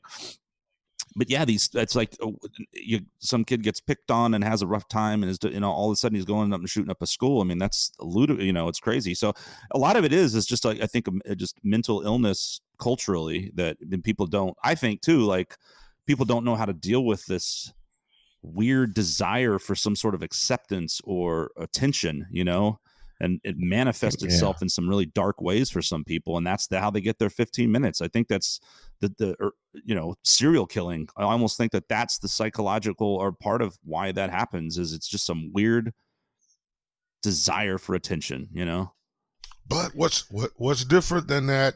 Bernie Madoff. I have several friends that are literally sociopaths. I know they are, but they're very intelligent. Yeah, that's the scary part. Right. when they're really intelligent. So they literally do shit where we think they're fucking over us, and you're sitting up there mad at him for 2 weeks, and he's coming to see you like every time like y'all still best friends. Right. Yeah. It never registered. I mean, that's what I mean by like. I mean, we can define it as good and bad, but I guess that's what I mean by like some people's brains are just not wired. Like if you're a sociopath, right? Because then you're not using logic and laws and things that, and I mean, obviously there's reasons that societies have laws for the very reasons you mentioned, because throughout the course of history, it's always changing. 1 minute, multiple wives and 15-year-olds is the norm. The next minute it's absolutely taboo. And the thought of it is despicable and insane. It's all relevant to the culture you're raised in and the conditioning and all of that. Murder can be the same. And if you're trained to murder in a society and trying to Nazi Germany or something, it is contingent on. So in that sense, how are we really? What are we really born, and how much is it all conditioning? I think it all is, because that sociopath think that everybody don't think like him is fucked up. Yeah, they literally think that, and they try to get people that are have same thoughts, and that's who they draw in. Someone that's almost there. Or normally the followers, where we going like, all of y'all are fucked up. How dare you? How could you kill 20 people and eat their hearts and sacrifice them? And we're going like, what the fuck are you thinking about? Where they're going like, why aren't you with us? Because this is the main cause and this is the reason. So I think conditioning has a lot to do with it, but also I think whatever the supreme being is, I think there's a kind of little warped sense of humor. Sometimes you think about people ask for things or they believe in certain things. I normally ask a person when I meet them, do you believe in fate or karma? Especially if they start talking about the religion shit with me. You believe in fate or karma? And that dictates the conversation, how it goes from that point on. And you'll be amazed at the answers that you get. Yeah, well, I definitely think that there's a fundamental sort of underlying universal truth to a certain degree, like maybe not as a absolute rule, because there are things out of our control, but that you sort of you attract what you put out, you know what I mean? And so you could look at that, and that can manifest itself as fate and destiny because of the will of ones and their thoughts and their, you know what I mean? You create your path sometimes subconsciously, even, but it's like It's like that saying, "Don't go looking for trouble because trouble will find you." Right. Right. Be careful what you ask. Wish for. Yeah. But you know what? This is going to shock you. Most people that are very religious that come at me that way, they believe in karma than fate. Whereas religion has taught you that despite whatever you do, God knows what your next thought is, and he knows the person you're going to become. He knows everything. He omnipotent. He omnipresent. Karma is you put out, you get back what you put out. But most religious people believe in karma in the wrong sense. I'm looking at it as, wait a minute, you just came with me with all these things that I can't smoke, I can't drink, I can't do this here, and God knows my fate and all that, and he knows my next step. But you believe in something totally different. I think the way we look at it. And they're looking at it like they're right because they believe in that. And I'm going like, no, you're wrong because it's already predetermined. It's like when the Jehovah's Witness come at my door. Neither one of you are not Jehovah's Witness, I hope. Okay. No. But when they start talking, they said, hey, it's only going to be 144,000 people go to heaven. I'm going like, nah, I don't. That's what I hate about organized religions. Whenever it's like that pompous sort of, and a lot of people aren't like that within their religions, but then there's certain churches, certain peoples, and it's just like, who the fuck are you to judge me or anybody else? You know what I mean? It's really offensive to me. And what has always interested me about it, I am not necessarily an atheist or anything like that. Like I believe in spirituality for sure. I believe in freedom of religion.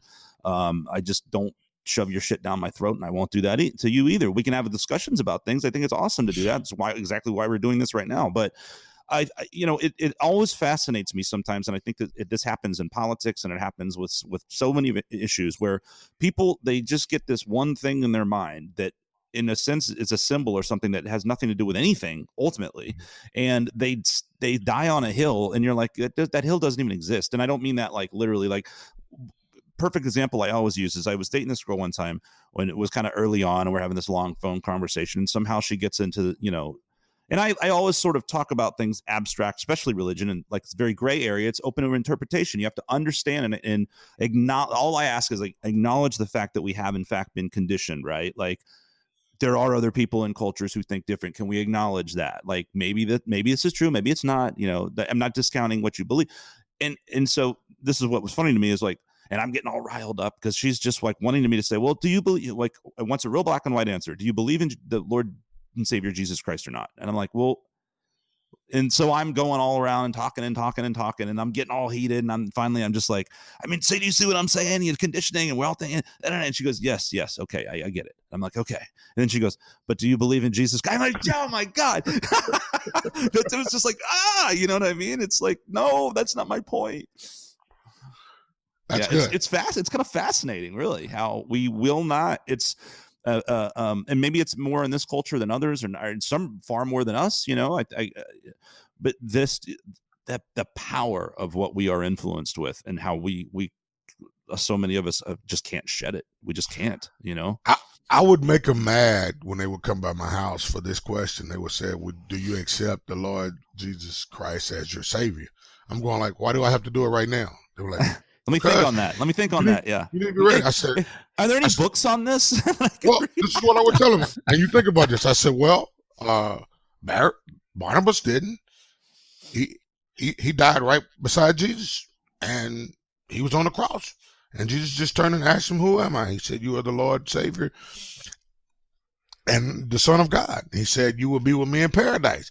I said, he was the worst criminal that there ever was. Oh yeah, the thief on the cross. The thief on the cross. Yeah. He did it at the last moment of his life. Yeah. So I know. That's pushing. No, I'm not even talking about that. I just think it's humorous to me that, and I'm not trying to be a dick. I just think it's a truth because we're mortals, and I think so many people that are fucking Jesus bullshit atheists. When the shit hits the fucking fan, I bet a lot of people are. I do. We all do it. You're looking somewhere, man, because you're scared. You know what I mean? And we don't like the idea of mortality and just being worm food, I made my brother, we were talking about gospel music earlier, one of my favorite songs, There's No Sweeter Name Than Jesus. I have 3 ministers in my family, and we just buried my younger brother last weekend back in Mississippi. And I made one of my brothers mad because I told him, I said, the song that I've been loving for years, it's not a true song. He was like, "What do you mean?" I said, "The name Jesus." He was like, "What do you mean by that?" I said, "Earl, the letter J was not in the English alphabet until the 1400s. So this guy name wasn't Jesus." Oh, we can also talk about Jesus being white. Oh, Yeah. that's But don't even people get me started there. That's the thing. Like, you know what? And I think both sides, Republican and Democrat, do this. And it's, I mean, you could look at so much of this as comedy if you want to, if you choose to not get angry about it, which it is hard to not get angry. I think they use religion and science when it's convenient. You know what I mean? If it's on one side, it's like, well, global warming's not real, but God is. And it's just, no, man, you can't. You can't choose them. It's just ridiculous. And I think it's, these notions of like this, you know, not man in the sky, but yeah, well, no, Jesus was, no one else over there was white, but Jesus was, and why? I love with blonde hair and blue eyes. But yeah, it just, boy, was he ahead of his time. Dude, talking about back to musicals and great guy musicals, the Book of Mormon. Did you guys ever see that? No, I've been wanting to. I haven't seen it yet. One of the funniest goddamn things I've ever seen in my life. And there's this whole, because it's, you know, obviously about Mormons and that whole thing. And there's this part where they're singing, these guys have to go to, like, so that I'll try to do this quick. These guys graduate. I don't know much about Mormon religion. They got to go do stuff, and they got to go be good servants or whatever, and go try to they got to go on a mission. Yeah, go on a mission and convert people. Yeah. And they get grouped together. And so the protagonist gets grouped with the kind of dopey guy, and he's like, ah, shit. And his whole thing is he wants to go to Orlando, Florida, and Disney, you know, Disneyland World or whatever the hell. Well, anyway, they're like, and all the other groups, they're like, and you get to go to, you know, California, and you go to New York, you got all these cool places. And then he's like, and you two, Uganda. And so they go to like Africa in the middle of like this tribe, and they're trying to, like, all these people are just like, dude, we're dying of AIDS, fuck you. And these guys are trying to convince them, and they got this black chick going like, oh, Salt Lake City is the best place in the world, you know. And like, it's so absurd and just brilliant. And then there's all these musical numbers, and one of the musical numbers, they start singing about I lost my train of thought. Where were we? Oh, he's like, and something, you know, and and God changed his mind about black people in 1976, and Jesus rode a dinosaur. It's just all this ridiculous bullshit. Like, it's, I mean, and that's what it is. It's that fucking silly. Like, I mean, if we can just look at ourselves and be like, we're fucking silly. Like, if we could all just do that and be like, can we agree? And here's the thing. We're silly, and we know it. Like, I'm still going to believe my silly shit because I've been conditioned to do it, and I can't stop, you know? So that's okay, but don't judge someone else because they were raised on some other silly shit. You know what I mean?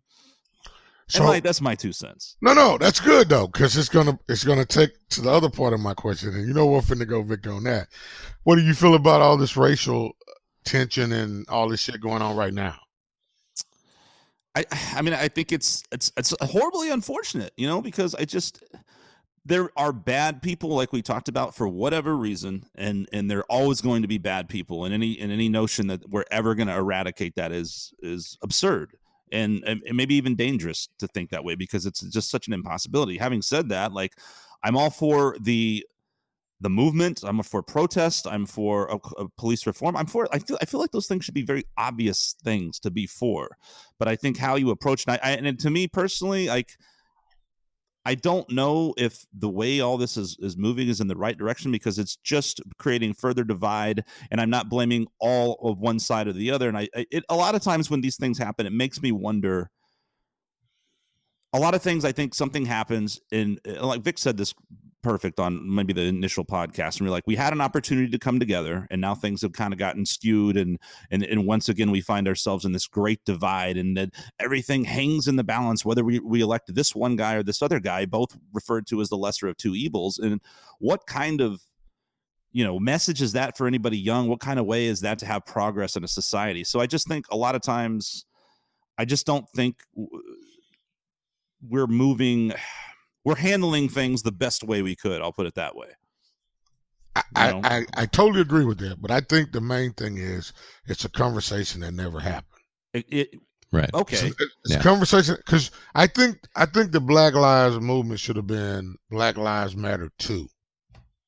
Yeah. Because let me just go back. DOO, right? Yeah. That's a good. I think that would be nice to have that on there for a lot of people that are having a hard time with just the slogan. I think sometimes the slogan is just like, it also, like, I would be less concerned about even focusing on, so we get so focused on a slogan or a statue or this or that. It's like, well, like you said, why aren't we sitting down and having these conversations? And I say I know there are people doing this and our politicians and city councils doing it, but until we see real progress, and I also think like there has been progress made. I will be the first to say, I mean, we can't possibly sit here and go like, oh, it's the 1960s, because it's not, right? I mean, the progress is immense since the civil rights movement. But I will also say there has been, yes, there is systematic racism in a corrupt system. You can't put it all on the police. Like we were talking about too, Victor. Like there's the judicial system. There's this whole rampant and wrongfully incarcerated minority, this whole mess of shit going on. But we get real focused on these like little, like the Jesus thing. It's like there's a zillion things we need to be talking about, but we focus on one thing. It's like, what are we solving by just yelling and screaming back and forth, at each other, when we should be talking about how do we actually fix all these mechanisms that are broken, Skunk, I think integration hurt the black community. And let me tell you why. Going back, coming from the slavery aspect, right after slavery, you had 12 to 15 million people that were literally turned loose in a society where they had nothing. So the government at the time, Reconstruction, should have been a platform to get them going. Maybe just saying, hey, I want a piece of land. They're farmers and you can keep going. They were promised went for 100 years, before anything happened. Right. They were, let me keep going though. You promised 100 acres, a mule, and $100.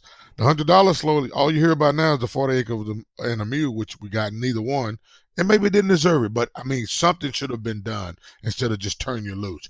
So then during the Reconstruction period, which only lasted 10 to 12 years, I think, you had Andrew Johnson become president, and he kind of rescinded all of those orders. And now the very people who were traitors against the United States became heroes. All these statues. Then vigilante groups were any black people that made progress at that time, which they did. It was a few. They were literally not allowed to hold guns. You had the Jim Crow laws. You had everything separate but equal. And bring it on into the revolution, into the 19th century. You went from a agricultural type environment to where it was a manufacturing type environment. That's when the Great Exodus, when all the blacks went up north for the jobs. And, some of them got jobs, some of them didn't. But then you had the world wars.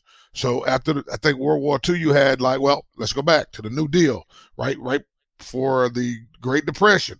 It hurt everybody, just like the pandemic did. But right after the Great Depression, you had the New Deal that was signed. The New Deal, blacks couldn't go into certain areas. They couldn't own land. Then you start doing the redlining, where all the blacks over here in their house, it's the same house built, but your house worth $1, my house worth $10. But you can't stay over here and I got to stay over there. Now, what hurt the black community was, I grew up knowing a plumber, electrician, doctor. We all stayed in the same area. I knew who you were. We had a self-identity. We wanted literally the village raised the kids. Each one was raised. If I behaved differently over to one of my friends' house, I got my ass whooped there. When I got home, I got another ass whooping, and it was just a sign of respect. So then you have the Civil War. I mean, the Vietnam War. After World War II, you had the GI Bill. You come back, the blacks were not afforded. Anyone that would actually try to apply for the GI Bill was completely, I think it was an astronomical amount of maybe 2 or 3 blacks in the state of Mississippi that were actually granted the GI Bill when several applied. Others were forced not to. It was, when I saw that article, it was just a huge disproportion. But you had the Vietnam War, and around that time, you had a lot of those jobs in this area where they went to, the Detroits and St. Louis and Gary and Anders, started shutting down. Back then, they taught you trades in school where you can become a welder, a plumber. They took that shit out of the schools. Then they told the black community, hey, we can give you a housing project. You can't stay over there where Tommy and them guys stand, but we'll give you places to stay. And, hey, you can stay here, but a man can't stay here with you. So that's been the thing against the black man. So now it was a good thing where they stayed in the projects, but a black man couldn't stay there with him. You can have as many kids you want to, But if a man came there, you made too much, and now you both were out of the house.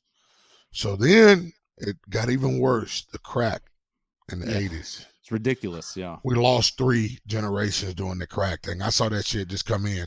Now, if you survived it, you either got a record or you got killed. And when I said got a record, you wouldn't spend time. Then come on, let's go to the 90s. Bill Clinton, they did the 3 strike. Yeah, that shit. Yeah. And that's what Biden was behind that shit. Yeah, I'm like, they're all under this. That's what I hate so much about this left and right. They're the same. They've been fucking the same people over for centuries, man. I said the same thing. So when I hear them say, "Get your knee off my neck," I'm saying who? Because they both. Because I mean, back in the day, you think about what happened even during slavery time. You had the South saying, "Hey, cotton and tobacco is our crop. We're gonna get rich. We'll get richer because we don't have to pay these guys that work." And the northern guys had the factories. They were saying, "Oh, we're not like the southern guys. We don't own slaves, but hey, guys, y'all need to keep sending that cotton and tobacco up here so we can process it." So how you gonna send it up there if they don't have the slaves down south?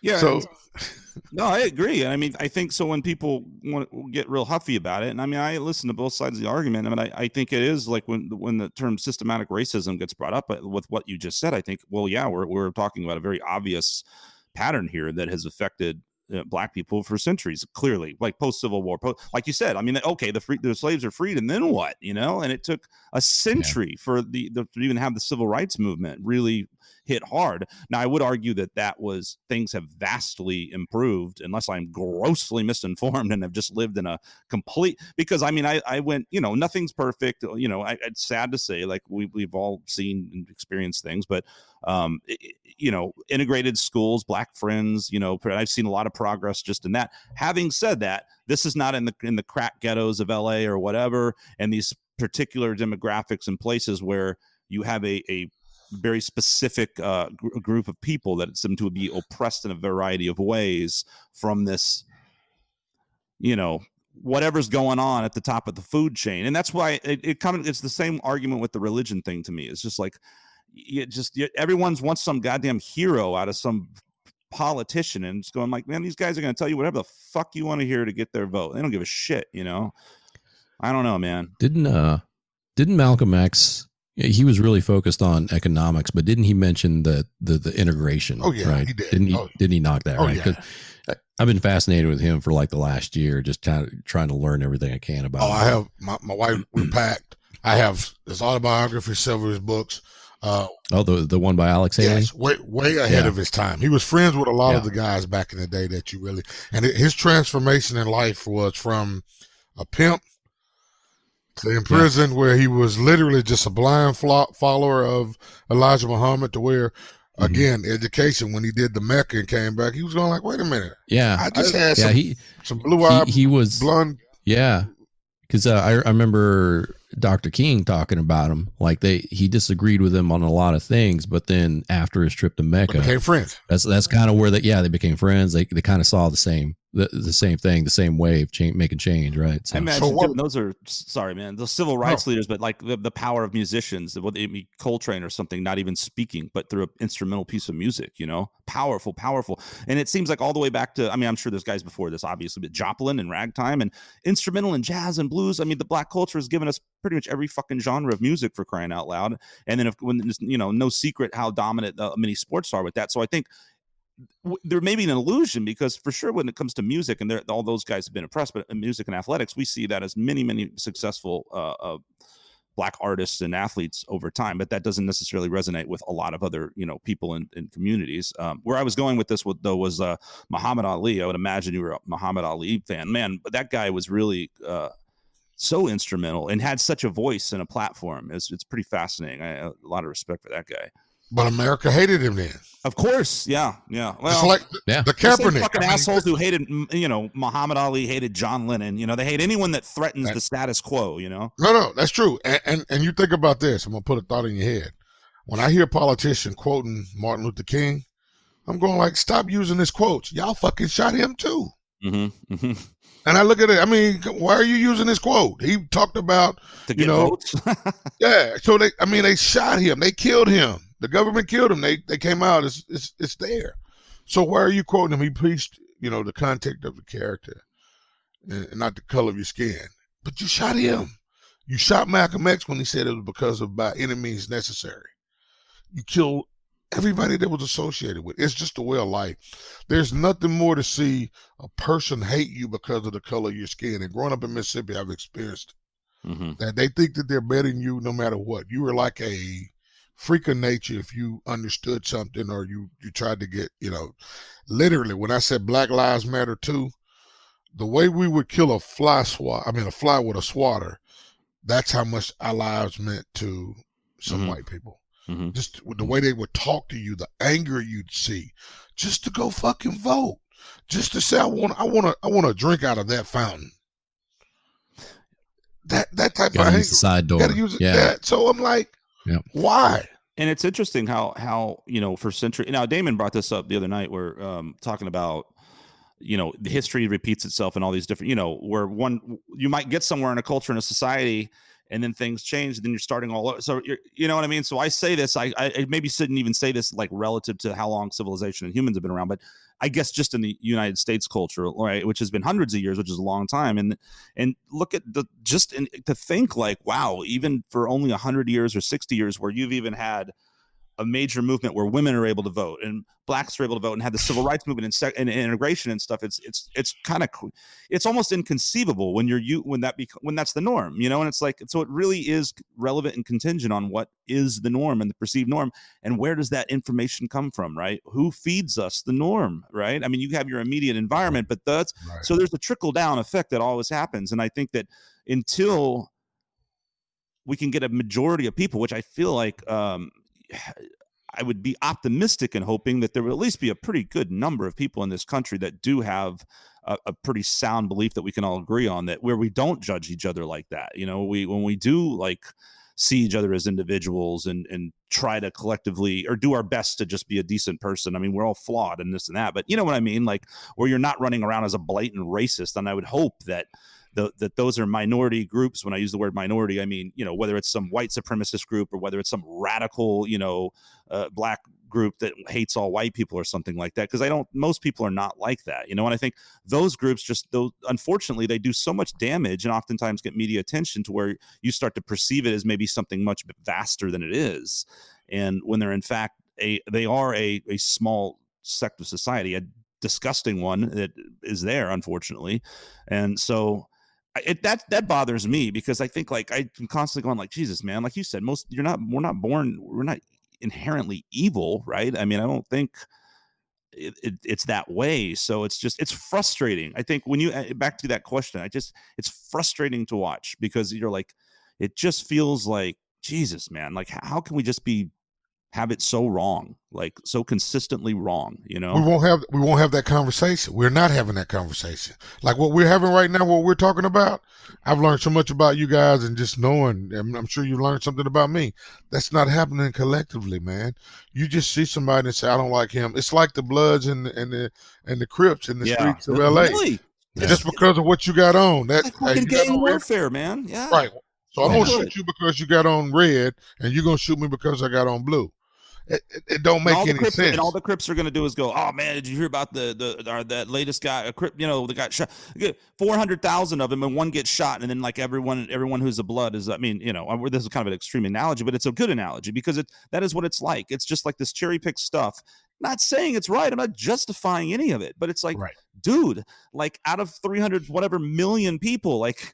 Yeah, shit happens. This happened today. That sucks. It happened again. That sucks. But it's still like an extreme. What gets me is people that are like, oh, 1% of the population dying from a virus or something. And it's like, that's kind of high. Where like one person gets killed in some terrible thing. That sucks. Yes, it sucks. But the notion that, oh, well, now everyone supporting Black Lives Matter is a rioter, looter, and everyone who loves Trump hates black people. I mean, it's insanity. You know what I mean? Right. And that's our problem. All we do is pour fucking gasoline on the fire with that kind of mentality. And I feel like it's fed to us from these schmucks at the top that are just like, we're just going to keep controlling these stupid assholes. You know, that's how I feel, you know? You know why a lot of people hate Trump? Because he's out in the real system that it is.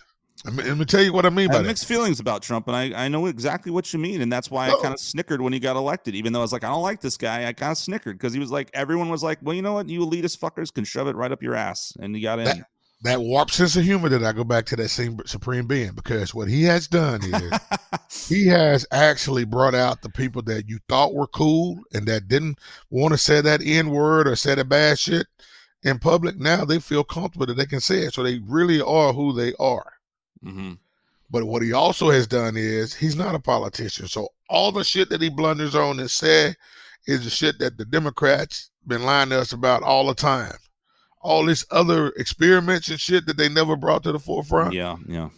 Hey, the virus is bad, but actually more people get killed by cars than the virus. I just heard that statistic. I heard that statistic. Yeah. 30,000. Yeah, it's an interesting We talked statistic. about that. Yeah. So that was that us? Was that Damon? Yeah, that was Damon. Yeah, because he talked about the lack of public transportation and how many people we lose in car accidents. Think about this. The shit happened. I think it's a matter of education. The Ebola was worse than this shit could be. Yeah, the swine flu. It really just boils down to the information we receive, you know? Absolutely. And what we choose to receive. Obama hid that shit, and he was on top of it, and it was right now the economy is lacking because everybody's scared to just touch somebody. When we could have got behind this shit early, and Trump definitely, it falls from him, but it was some other people that was around him that was probably incapable. Whatever the case may be, it's out. It speaks volumes for our politicians who will sit there and lie to us and say that they're going to make everything better, and somehow we fucking buy it every 4 years. I don't understand it. And meanwhile, it's like you've got a pandemic happening, and there are these people that are like, I don't care what they say to me. I know damn well they're like, well, this is a great opportunity to throw this other party under the bus. A few 100,000 people. It's like in Die Hard. I love the movie Die Hard. Remember that movie? Yep. And the FBI guy, they're just making fun of when I was like a kid and I saw it, I kind of didn't get it. And then I was like, oh, wait, this is genius. Like there's a railing all of these guys making fun of the cops are a bunch of goofballs and the detective's an idiot and the chief of police and the FBI guys get up in the fucking helicopter. And one of them's like ex-Vietnam Saigon dude. And they're just like, yeah, I feel like, we'll take out the terrorists, maybe 20-25% of the hostages. I can live with that. Like, that's how politicians see us. They don't give a shit, That's I never thought about it that way. But I do believe that Trump was elected because Obama was in office. Well, I mean, I guess there's a checks and balances system that, the system, I don't know if we can use the word works, but it does seem to rock back and forth. It seems to keep rocking back and forth. It also seems like, and I can say this, but when we look at history and you think of how absurd history really is, even in the short term of this country, it's like how, and then you go, it's like when people say, oh, it's so crazy, the world's gone crazy. And it's like, it is fucking crazy. But we also receive it on a daily, like when I'm not on the internet and I'm watching the news, I don't think the world's so fucking crazy when I just walk outside and get the mail. I'm like, it's a nice day. You know what I mean? So, but watch the news. You're like, watch the news. And you're like, the whole world's a fucking war zone. And so, there is a lot of crazy shit going on all the time. But there's billions of people in this world and there's fucking crazy people everywhere. Of course, there's crazy shit going on constantly, So you kind of got to like keep yourself in check, and then you always have to kind of just realize, well, shit is always crazy. Unfortunately, when has something been great, right? And they make America great again, and black people are like, like when has shit been great, right? For who? Right. And that's for who's been great for, Well, when they said shit like, we gave you Obama as president, Mitch McConnell. Most black people are wondering like, hey, Obama has no black lineage in the United States. Think about that shit. So he literally, he's like Kamala Harris now too, right? She doesn't have any. It's like the Black Lives Matter movement. Who gives a shit? The only thing that matters is what you do for people.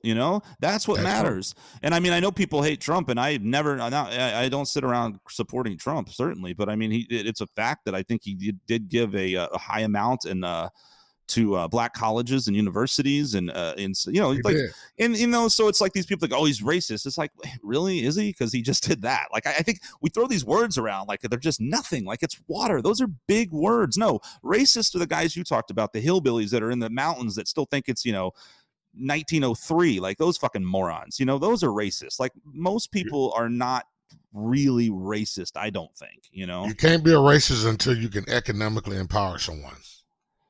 Let me tell you what I mean by that. The term racism came from the sharecropping days in the South, where the person that owned the land, the families would work the land, and their complete survival depended on that landowner, because they would work the crops and they would immediately split half the crops for the first year.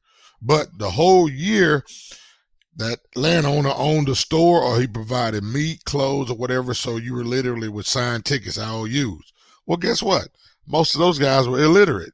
Yeah. So instead of you paying me half the crop, now the other part I need for you to pay for your food that I've been giving you. So now you have a fourth of the crop, and you sell that. So you go back into the next year in the hole, skunk.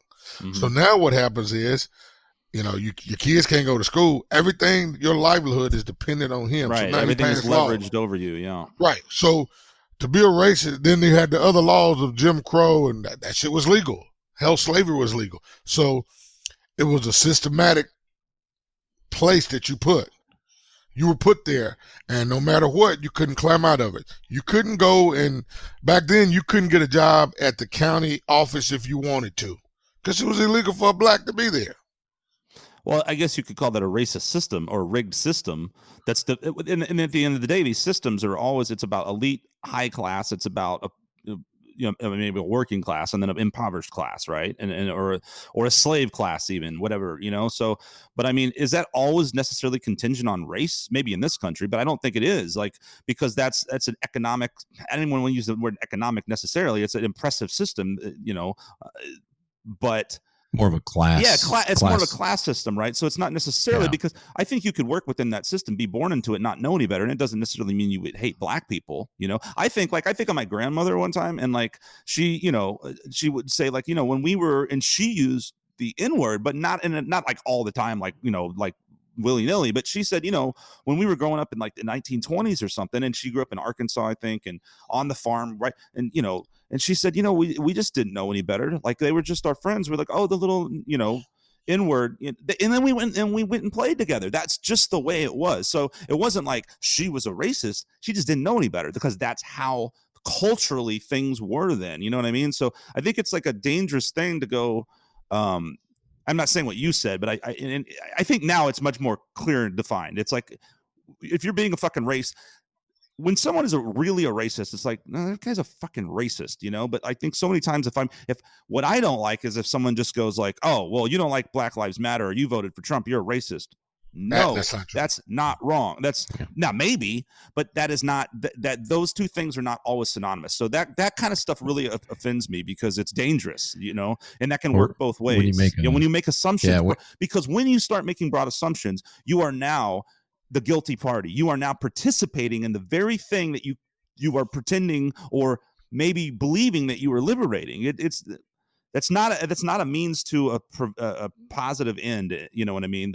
You've got to sit down and talk to an individual, find out who that person is, like we're doing right now, like we're doing this podcast, like you do with all your brothers. And what's so cool, when you get in, there are communities where there is a brotherhood, and that's amazing. It's great, you know, and I'm sure there's like not good people there too, like they exist everywhere, unfortunately, but you know what I mean? Like, absolutely. Get to know people. Don't just go like, oh, he's voting for Trump, so he's a racist. Oh, he's voting for Biden, so he's a communist. No, maybe like he really believes in this movement and he wants to see progress, you know, for minorities, and that doesn't mean he's a communist. I mean, it's just like we just paint people with this broad brush, and that's the whole fucking reason we have these problems in the first place. But I'm going to tell you something. You know the most prejudiced person or class of people in the United States right now? Black men between the age of 65 to 85. Oh, man. They are the most prejudiced.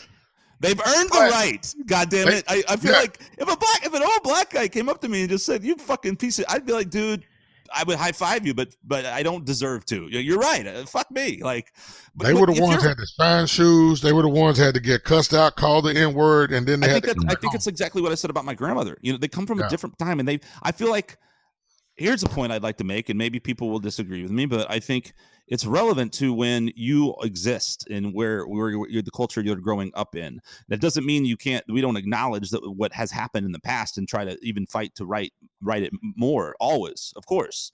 But this notion of like, you don't know what the fuck a Vietnam vet went through or what some 85-year-old black man got. Don't sit here from your, I always like rail on the Westlake people. I'm sorry, but don't sit here on your Instagram profile fucking telling me how to, be racial appropriate and PC. What the fuck do you know? You know what I mean? Like, that's what bothers me, man. If an old black dude comes up to me and starts fucking handing me, dude, okay, you earned that right, man.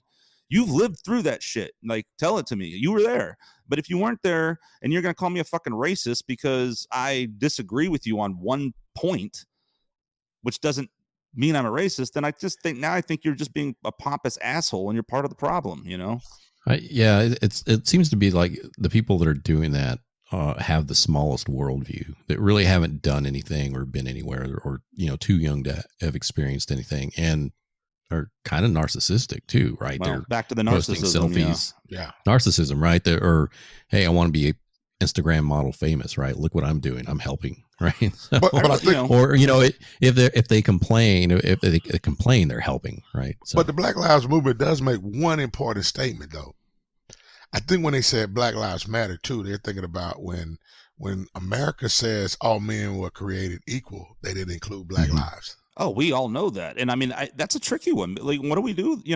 We say, look, for God's sake, I mean, it's no secret about the forefathers and them having slaves and Jefferson and a whole plantation and the whole thing. And it's like, we can't change that. I think someone the other day we were talking about it, and it's like, the document meant well and they weren't perfect because nobody's perfect, right? But I mean, we can look at it and go, well, it's a shame. I mean, it is. I mean, it is what it is. We can't change it, but we can still go, we amend, right? And we go, okay, here's where we are now. Where can we keep making progress? I don't think we rewind the clock though and start over again. We go, it was fucked up. Here's where we go now, but all men are they got the first sentence right. They just didn't fucking adhere to practice it. They just didn't practice it. Yeah, but it is correct. Hey, after they signed it, they got in their carriage driven by their slave and said, hey, Leroy, let's go home. Yeah. You know what I'm saying? Let's go. Thomas Jefferson. And here's another Thomas thing. Jefferson's got to go back to his sugar lady. Yeah, but again, and I don't know this, and I'm not saying, of course, like different people have different thoughts. Like not every single white or black person now or back then thought the same way. But I would imagine that when again being,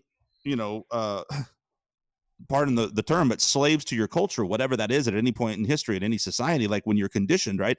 There was probably a lot of black men and people back then, just like women, that just felt that was what it meant, that they were subservient. I'm sure there were a lot too that were like, this is bullshit, but I'm sure there were plenty of guys who were like, hey, I've got it good. I'm working for Jefferson over here and whatever, and I get my meals and yes sir, no sir. I mean, maybe when you're born into something and you don't always see out of it, so there is that factor, I think, to also consider, for what it was. It was a very different time with a very different mentality from a lot of people too, depending on where they came from, Malcolm, kind of like in the Boondocks, right? The Uncle Ruckus, right? Well, Malcolm X called him out. You had the house servant and the field servant. He talked about that. He did a speech about that.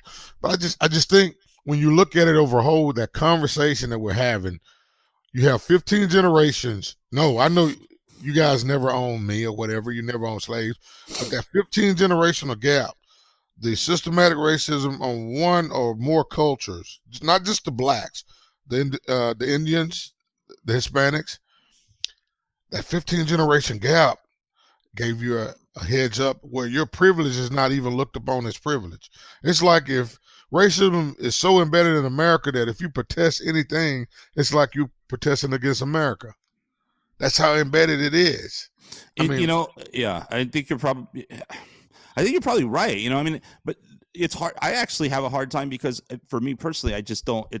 I think maybe this is the case for a lot of like maybe people similar to me. White is a broad term too, but like where you don't think that way, so it's hard for you to go like, really? Like, this is still like, because we all look at people like the KKK and like, these guys are fucking idiots, you know?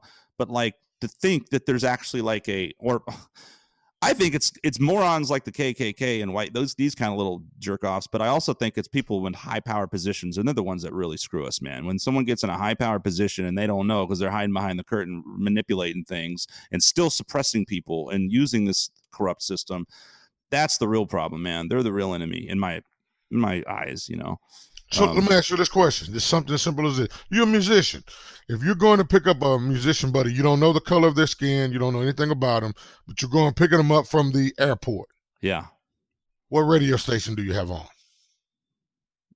Well, but usually man, it depends on the mood I'm in, because this comes back to what we were talking about with music. Like, sometimes I'm really into classical, sometimes I'm into jazz, sometimes into metal. I listen to whatever, man. It doesn't matter. And honestly, if someone gets in my car, I'm like, dude, what do you want to listen to? I don't care. It doesn't matter. And if they put on something I think is really stupid and we're buddies, I might rail on them for it a little bit. I'm not going to, in other words, I will not apologize and this is what I don't like. I don't like this, the notion that I have to behave a certain way because it's trendy. Like right now, it doesn't mean if I think Kanye West is a piece of shit because he's an arrogant asshole, I'm not going to fucking apologize for calling him an arrogant asshole just because he's black, because that has nothing to do with anything. His skin color does not determine his character. You know, so I don't apologize for that. So I don't want to pander. I don't want to be like, oh, you're black, so I'm assuming you're listening to rap or some bullshit. You know what I mean? But if I go to the airport, I guess it's been embedded in me. I have to worry about. I literally turn the radio off and ask them what type of music. I wouldn't want somebody to get in my car, being in the IT industry, get in my car and I'm blasting rap or whatever. Well, yeah, you know, I think that's actually just common courtesy. I don't think it's contingent on black, white, or anything.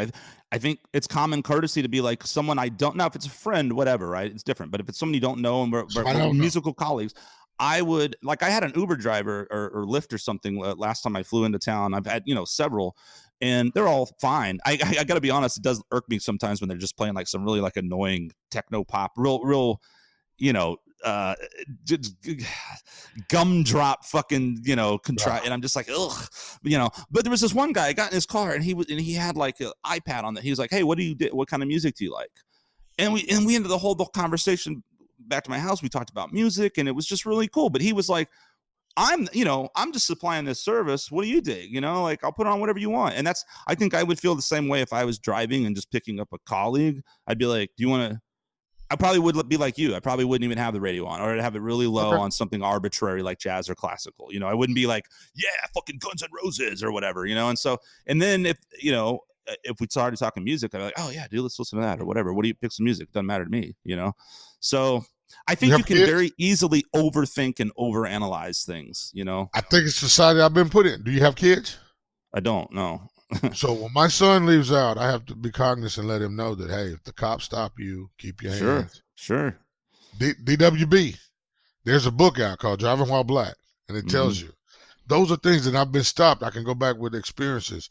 And I don't think it's overthought. I think it's just experiences of things that have happened in my life, and I want him to be cognizant of. And he grew up in a whole different world. He grew up in a predominantly white / Hispanic. He was the only black but it's kid. Still a factor. Yeah. No, I understand that. But I definitely see it because some of the conversations that I'm having with him, Skunk, it literally goes over his head.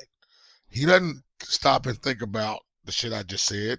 If a cop stop him, he's like, I'm with my buddies. And I asked him one time, I say, have any of your buddies ever called you the N-word? He was like, no, my friends would never do that. I'm like, that's cool. Okay. And then he asked me later, why did you ask me that? I'm like, I was just thinking about something. He was like, no. So I had to come back and tell him, hey, growing up, if somebody did call us that, we were taught that we can't really beat their ass or do anything. We can't retaliate.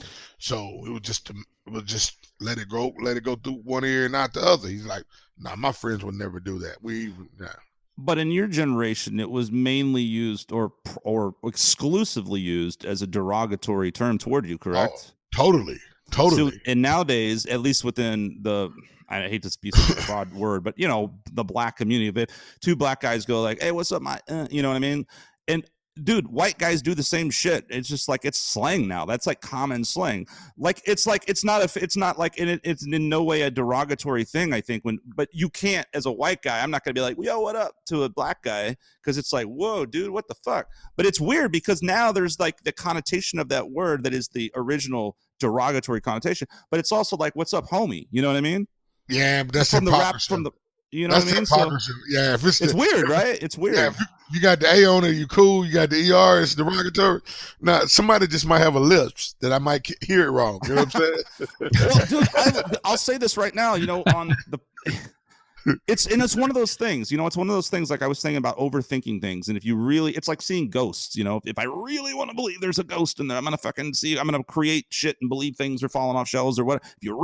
If I really want to think someone's a racist, then I'm going to wait until they say whatever, a sexist, and I'm just going to wait and then I'm going to get triggered. I'm going to, you know, the podcast we just put out today at the end. And I remember I almost said to Victor, like, oh God, can you cut that shit? Because I was saying the word nickel, right? Nickel fabric. And then my brain, as you've noticed, I start talking and ramble and don't finish it. Blah, go crazy. ADD, schizo.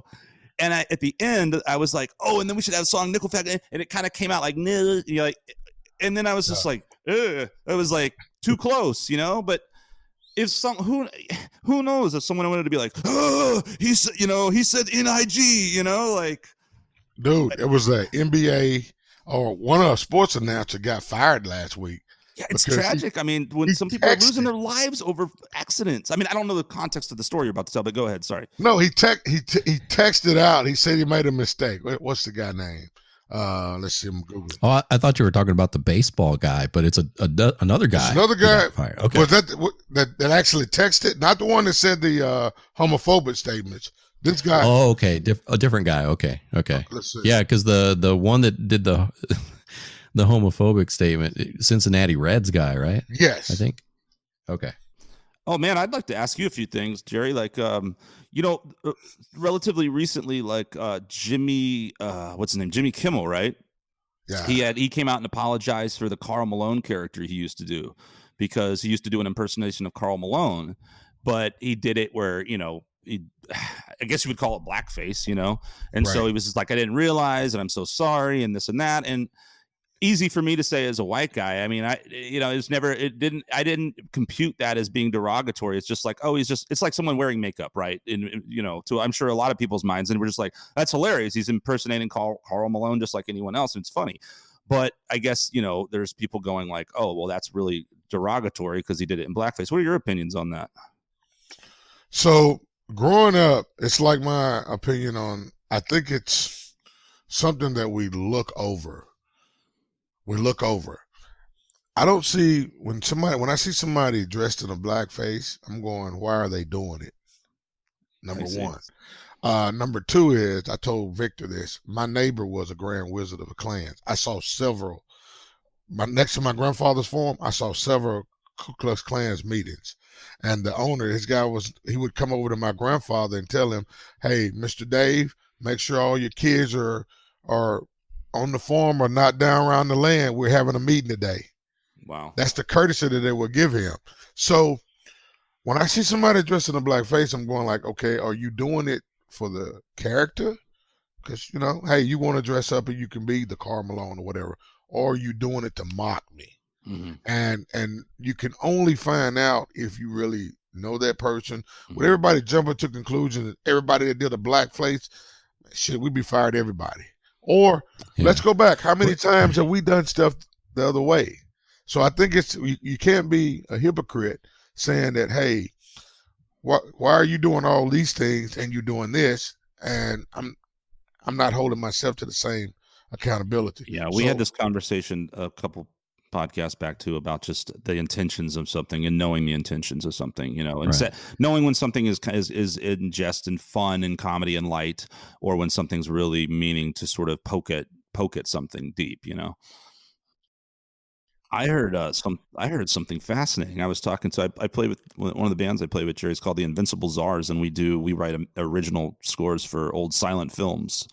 and I was having a conversation with kind of the head czar, so to speak, kind of not too long after George Floyd and the Black Lives Matter movement was up and running, and and full fledged, and all the protests and everything was all this was happening. And we had a long conversation one night about it. And we were talking about it. He said, there's this film that was done, and I can't remember any of the names of anybody in it. And I looked at it. It was an old, relatively short silent film. And it was, I want to say, pretty much on all black cast and everything. But what was crazy was like even the black guy was in blackface. Yeah. And I wonder, it was just like, I was just like, that is so strange. So that literally the old minstrel shows was where it came from. Yeah. So you had the guys that were actually traveling the shows. So at some towns where they had what they call the sundown towns, where blacks couldn't be caught there after sundown, the white actors would literally just paint their faces and do the shows. So that's how the black faces came about. And then it started being taken out of text. So they used to do that, and they used to play the women too, right? Because sometimes they were. Women weren't allowed. Yeah. Yeah. So, but the black faces were a lot of those old minstrel shows that came about during that time, and some of them they were literally just mocking, because hey, black people have been lazy ever since they freed us from slavery. Is what in that same thing, it kind of comes back around to what you were talking about. And yes, let's say it's the assumption that I was picking up from the airport that happened to be black. Like, I guess I'm lucky. I'm really lucky in that aspect that to me, is a very music in particular is such a non-color based thing, because it was like, oh, we talked about, we kind of fell by the wayside, but we had actually talked about, addressing this movie and composing some music, and the great idea about going like, oh, well, let's contact some black musicians, and I think he had a sense, maybe a little bit of like, almost feeling, I don't want to do that. Well, I don't know, but almost like feeling apologetic. And when I don't know, like in my mind, I was like, oh, dude, like I just want to. All I think is I get excited and just go like, oh, I know this great dude who's a drummer. I know this great guy who's this. I know this great guy who's that. They happen to be black. Cool. Like, what a perfect opportunity to work with some dude in Seattle that I met in LA once who's a black guy. I mean, there were these two guys that were jamming out in between these two hotels at these after parties of this music convention. And this one guy was just playing sticks and the other guy was playing the sax. And I mean, like me and my girlfriend just stopped and there was a crowd of people. And I mean, this happens all the time in those kind of environments, but it was just so cool and so good, and the vibe, and everything was just so really great. And so I talked to these guys a second. I got their cards, I emailed them after the fact, and it tends to happen with those type NAMM shows and stuff. You meet all these people, maybe exchange an email, never really catch up talk, but I see some stuff on Facebook here and there. And I was just like, but I've got like a Rolodex of some guys in my mind. Sometimes I'm like, oh, I'd love to. That guy, you know what I mean? Like that guy who lives in fucking Seattle, who I met once. Hey, dude, like I think especially in the modern world with technology, for me, it's happening a lot right now during the pandemic. It's an amazing thing working with people all over the world, creating music. And that's the beauty of it. I don't give a shit where you're from, what color you are, what language you speak. We fucking vibe on music and we go, you're a great sax player. Yeah, let's do this, So I think, I'm certainly no saint. I'm not some, forward thinking, anything special, but I mean, I just don't, I don't know, man. For me personally, I'll be honest. I mean, of course, like if I'm driving around in a ghetto, like I'm going to be like, isn't that just common sense though? Like, oh, shit. I'm going to lock the door. I'm not going to be like, oh, hello, black friends in the ghetto. It's like, but if I'm like talking about musicians and shit, I don't give a crap, man. I'm like, yeah, dude, let's fucking rock. I don't give a fucking shit what color you are. I think both sides go, because we're going back. You brought up some of the old movies. When I see some of the old movies where the blacks were, the Steppin' Fetchers and the Amos and Andy, I get embarrassed. But at the same token, I grew up on Good Time, the Jeffersons, and now I see that shit, and I'm going like, man, they were the worst actors in the world. But back then, I loved them because I saw somebody. Right, I saw somebody look like me on TV as a kid. Yeah, man, fucking right. Sanford and Son and shit. Ah, oh, dude, like watched it every day. So good. What about what about like Blazing Saddles? Right, it's just so ridiculous. It is. Yeah, and we need that. I think people go, oh, and that's why I don't like the total cancel everything mentality of like, we can. And here's what's weird to me too. It's like I think I made this reference the other night. Like, and this is I'm not picking who I like or dislike. I'm just making a point. Like we can't have Gone with the Wind because Gone with the Wind has slaves or something. I know all the details, but I'm going, well, first of all, okay, it was a movie. Well, I'm sure it took a lot of liberties. So I'm not going to call it a totally historic film, obviously, but in the time period it was set, there were in fact slaves. Of course, black people were going to play slaves. And what was revolutionary about that movie is that I forget her name, but the woman that won, it was the first Academy Award for a black supporting actress. Right. Yeah. So that's progress. Right. Why are you taking away that? It was really strange to me. And then they're taking off cartoons and Elmer Fudd's bad and any cartoon. But meanwhile, dude, I watch a Quentin Tarantino movie. I was watching the guy's written some genius scripts. I love some of his movies. Pulp Fiction's amazing. True Romance is amazing. But I'm watching what was the one recently called? And it's like 17 hours. No, not that one. And that one was okay.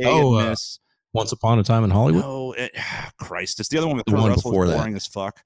Anyway, they say the N-word like every 16 fucking seconds in that goddamn thing, and they're blowing people's fucking heads off. It's just nothing but racist, unnecessary racist dialogue, right? Unnecessary. Absolute just violence and gore for the sake of doing it. Now, why does this guy get a free fucking pass and pass it off as art and suddenly Gone with the Wind is something bad? That is massive hypocrisy in my eyes, you know? Oh, I agree. I'm in the movie Idiocracy. Absolutely. Yeah, Tylenol Jones. I'm actually in the movie. Are you really? He's in the movie. That's Yeah.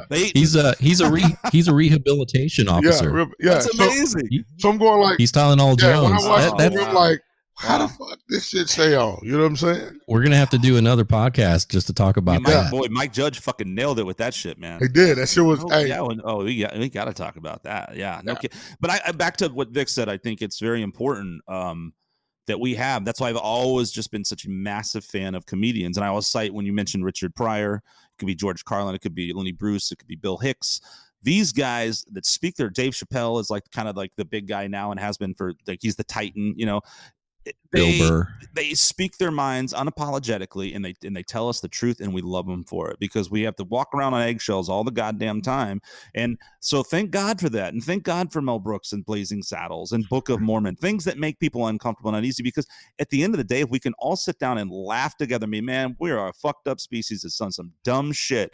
Cool, let's go get one beer. If we can just do that, you know, and be that like, we're good, man. We can make fucking progress, you know. I think the Chappelle show literally pushed the limits on that. It was a fucking art. I mean, just Chappelle's a fucking genius, man. Yes, totally. The whole Charlie Murphy Hollywood stories, and then the milkman, right? Remember that? Team blouses. Oh my goodness. Yeah. The infant, like, I mean, who the stuff that he came up with was just so goddamn brilliant. I mean, he puts it in this Leave It to Beaver context and puts the racism right in front of your face, and you're like, oh, the blind Klansman. Clayton Bigsby is one of the greatest comedy skits of all time. Yeah. Just beyond brilliant. Yeah. Wayne Brady choking a bitch. What I love too about the Clayton Bigsby one, and he did another one where he sort of did. He had that actor that sort of did it as the documentary, the Civil War documentary A&E guy or whatever. And Ken Burns. That wasn't. Ken Burns wasn't the guy doing it, but it was spoofing that kind of it was spoofing Ken Burns documentaries. Well, he had that guy with the Clayton Bigsby one, and then they did another skit. I don't know if you guys remember this one where it was sort of done like they were talking about the Civil War, like old time battles, but they were talking about two gangs, and he was like, "That's right, the Crips and Bloods." That's right. Yeah. It was just fucking hilarious, man. Yo, man, you stepped on my shoes. So good, man. Yeah, but I mean, I think that the minute that stuff goes away, we really have to. That's when we're in trouble. Like, I think, because you need that side of, you need that, I think, to. You got to have dialogue. I think that's the main thing. What we're doing right now is one of the starts. The other stuff that's going on around us, man, if we don't just literally just grab someone and it just take one. You're right. You know, one at a time, one person at a time, and just have it. I hope we can achieve that, even from these talks, because it's not about us agreeing on everything. It's just about people listening to someone else's perspective, you know, and just going, okay, you know, maybe not, you know, and realizing that everything doesn't have to be so extreme, you know, like, yes, there are extremists, but we don't all have to be extreme. Most of us live here, and we can go, like this. And all of a sudden we're like, I feel like that's what somebody wants, is for us to just be like here, and that's not progress. I think we've lost the ability to agree to disagree. Yeah. Yes. Yeah. Like you said, literally people shooting each other over. Right. People that don't even know. It's ludicrous. Well, then everybody's feeding off of just really empty talking points, right? They're just kind of repeating, regurgitating earlier. the same you sort thing. of gravitate to a slogan, and your Black Lives Matter, Black Lives Matter. Yeah. What do you mean, Black Lives Matter? Tell me. I want to know exactly what you mean and what you intend to do about it. Holding a sign, that's great. Thank you. But what are we doing? What are we actually doing? What are you actually doing? So, and I'm not trying to like point the finger at anyone else. And no, right. You know what I mean? Like, it's like, let's like, it's more important to have like dialogue and like really figure out what our mission statement is, rather than just sort of, and who was it the other night that said everyone just wants immediate results? And that's a problem too. It's like, well, something happened and now I want all police fired. I mean, it doesn't work that way. Things just don't work that way, I think it was taken wrong out of text, because I go back and say, what was the mom thinking that was driving the 17-year-old kid up to Kenosha with the AR-45 or AR-15 in the back? She drove him up there to this rally. Can you explain? Can you shed some light on that story? I've been seeing a lot about it, but I don't really know the details of this. Do you know? Can you explain it? Yes. So they were having a Black Lives Movement march in Kenosha, and it was based upon the cop shooting this guy 7 times in the back, who was there to break up a argument between 2 women, but I think he had an outstanding warrant. The cop stated that he was reaching in the car to get a knife, but he held his T-shirt and shot him point blank range 7 times in the back. Yeah, that's so hard to. That's kind of strange. Yeah, So they was having a Black Lives Matter movement, and the militia, one of the local militias got together and said, "Hey, we're gonna go up and help the cops out." So this kid and his mom lived about 20 miles away in Illinois, and this 17-year-old has to go be a fucking police officer. Is that what he was trying to do? Well, he was part of the militia, and his mom drove him up there. Yeah, no, that sounds fucking like a terrible idea already. But when you look at the tapes, they did what he did. He shot 3 people, killed 2, and he walking down the middle of the streets with a assault rifle with his hands up, and they give him a bottle of water. I know. I've heard this several times. It's really frustrating to hear. And it's sad. What was the mom? I guess what I go to is shit happens. I know they said, why put yourself in that? Why put yourself in that like spot? The guy here in Austin. Place, right? It's a tragic event. But not, what is a month ago or so where the guy down on 6th Street got killed. I don't know the details of the story, but I do know there was a guy walking around there with an assault rifle, and odds are, had he not approached that vehicle with an assault rifle, he probably would still be alive. It's an unfortunate fact, Totally you put yourself in bad situations, bad things can happen. It kind of comes back to what we were talking about in just the magnetism of the universe. And so you're almost like you're out looking for trouble. So why the fuck was this 17-year-old running around out there with an assault rifle, for Christ's sake? So was he like, I think I saw something about it, and then all of a sudden everything just becomes meme warfare is right after that. So after a while, you don't know what the story is. You just know which memes you identify with, and that's the goddamn side you're on. I feel like that's the culture we're living in. But was he assaulted? What happened? Why did he shoot these people?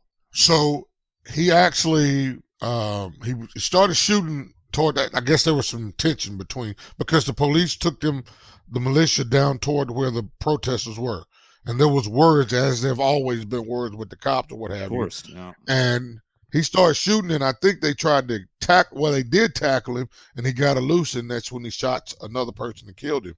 But he was on his phone. They have it where he was on his phone and called one of his friends and said, "I killed somebody." Then he walked up, and when he was walking up to the police, you can hear on the video, they were telling the police, "This guy just shot somebody down there," and they didn't stop him not one time. Where was this again? This wasn't Wisconsin, was it? Yeah, Kenosha. Wisconsin. Okay, okay. Now the irony is, if he was 18 years old, he has the right. You can carry a gun open without a license. He's 17 with the assault rifle. Yeah. So no one checked that. I don't know how you can justify that. Now that's aside, and I'm looking at, of course, certain network or whatever. I'm sure there's more to the story, but Right. again, when you're out you got an assault rifle around your neck, you're putting yourself in that scenario, situation, for nothing good to happen. When you're confronting whatever it may be, angry people, somebody just got shot or whatever. Man, it's sad, but it's also sad that the world has to be where. Let's go back to the reason it happened. This guy got shot in the back 9 times. What's really really frustrating is, okay, when we're talking about these things, I don't know the details, so I don't want to by any means like really try to have opinions on something I don't know facts about at all, which I think a lot of us don't know facts on a lot of these things. But when you say something like a guy shot 9 times in the back, you go, that's really extreme. Like, what in God's name could this guy possibly did be shot 9 times in the fucking back? Like, or why was a 17-year-old kid? Why is what the fuck kind of mom is this? Oh, sure, let me take you to a rally with a fuck. You're just horrible. So whether he got attacked or not, you're putting yourself in a position for bad things to happen. Okay, so I think we've all agreed on that. If we look at George Floyd, like the George Floyd thing, I really don't think there's extreme few people that would argue on behalf of that piece of shit that should have already been fired years prior, right? Or fired at best, if not in jail. And so George Floyd, yeah, he had a track record.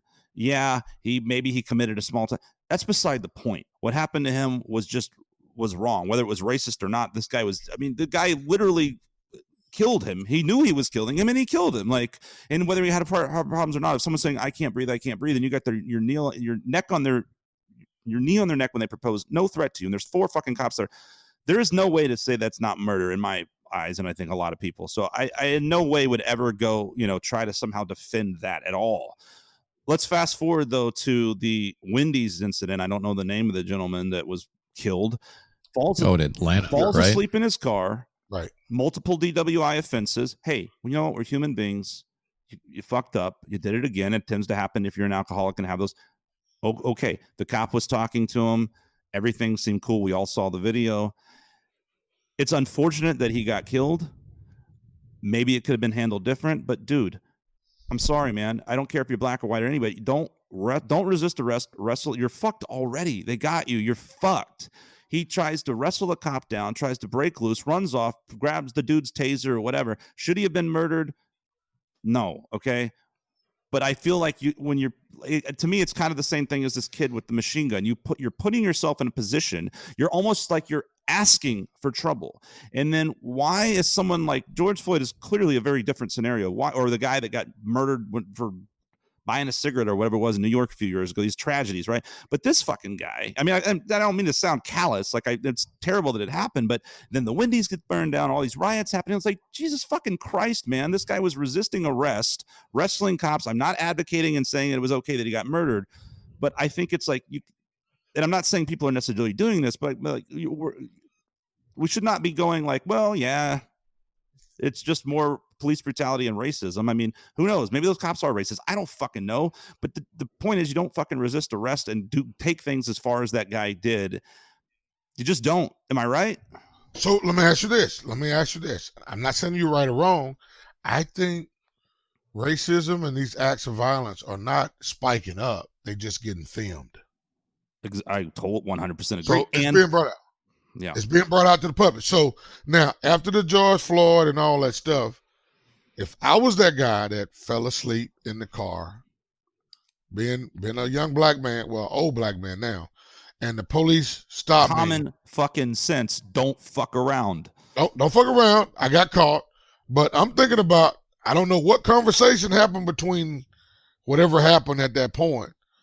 I wouldn't have wrestled the police. I wouldn't have. But I don't know.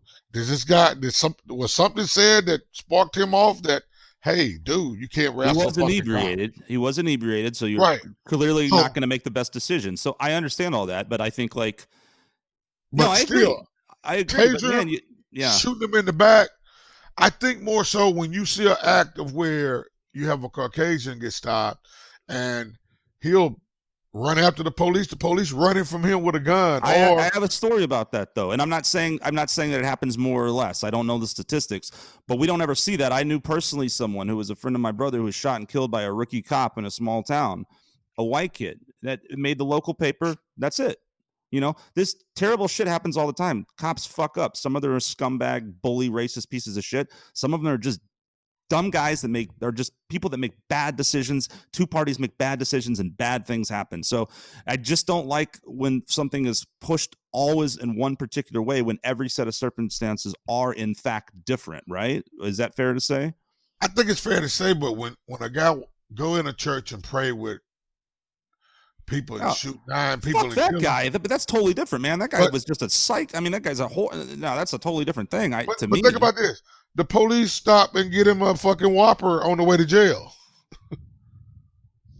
Well, I don't. No, pull it up. They stopped and bought him a burger, a Burger King. Well, they bought him a burger. Well, they bought him a burger on the way to jail after he just shot. Right, well, I'm very happy to say fuck those guys. Then I would never buy a fucking murderer a burger. I don't give a shit what color he is. That's been brought up. Pisses me off, man. You know. What but the fuck?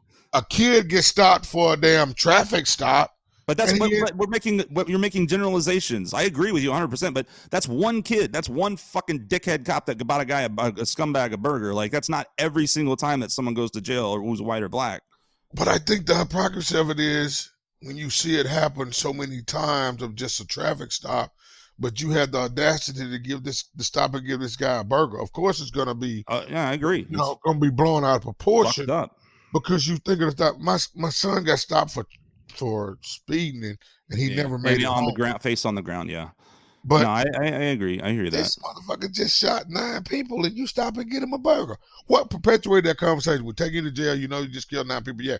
Hey, but I want a Whopper. Okay. I didn't even know this, and I'm fuming pissed right now. Like that infuriates me. Google it, and that's what's been the thing. This guy killed. That's infuriating to hear that. Man. They stop and buy him a Whopper. Yeah, and see, that's what I'm saying. Like to me, that doesn't. It does not matter the colors of anybody in that store. No, he could have been purple. It's infuriating that somebody would. How dare you treat this animal like a fucking human being after they do this?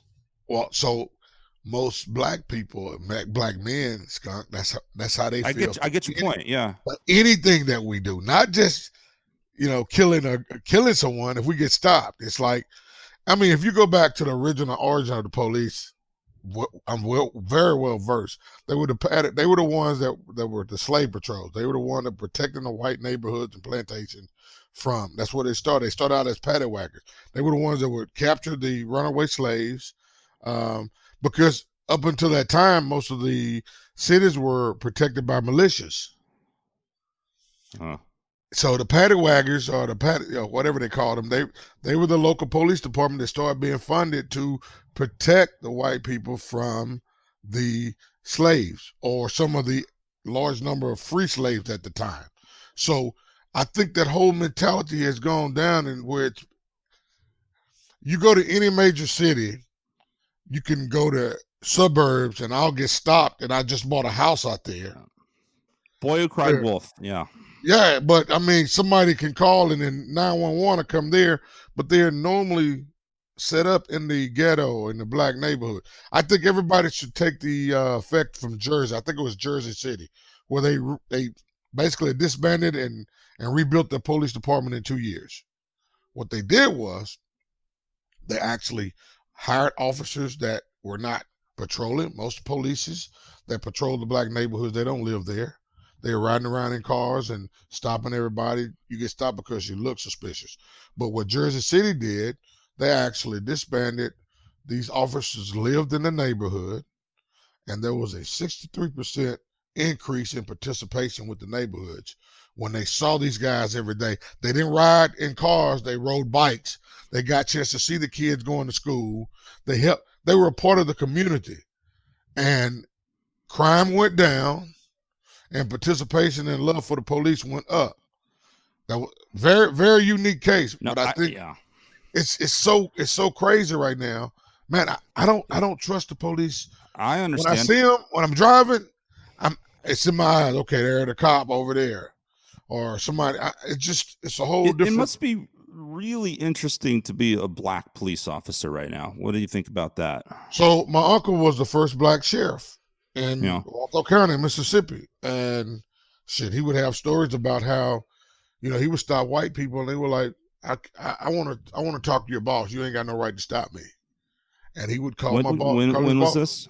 This was in the late 70s, early 80s. Mm-hmm.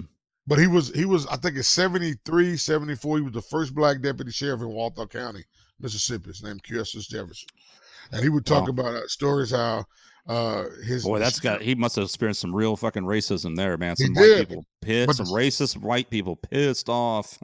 Sheriff Joe Lambert would say, hey, if he stopped you, then he had a reason to. He would put him in jail. Mm-hmm. He would let him go later on, but they knew it. He made a Are point. just such pieces of shit. Doesn't matter. This is a side story. It's not, it wasn't some tragic death or anything. But sometimes you're like, dude, why? What the fuck is wrong with you? Like on my grandfather's funeral, right? A funeral procession. We're all riding to. I was one of the pallbearers in the hearse. Cop pulled us over. A hearse on the way to a funeral. And like, it's a small town, and all my aunts and uncles are around. They're just like, yeah, that guy's a dickhead. He's just who? Power trip. That's the kind of guy you should be like, we need to keep an eye on this fucking piece of shit. Like, you know what I mean? Like, there's just like, I think there's signs of like power tripping, and those motherfuckers, we don't need them in the police force. I feel really bad for a lot of good police officers. I'm sure many, many people do.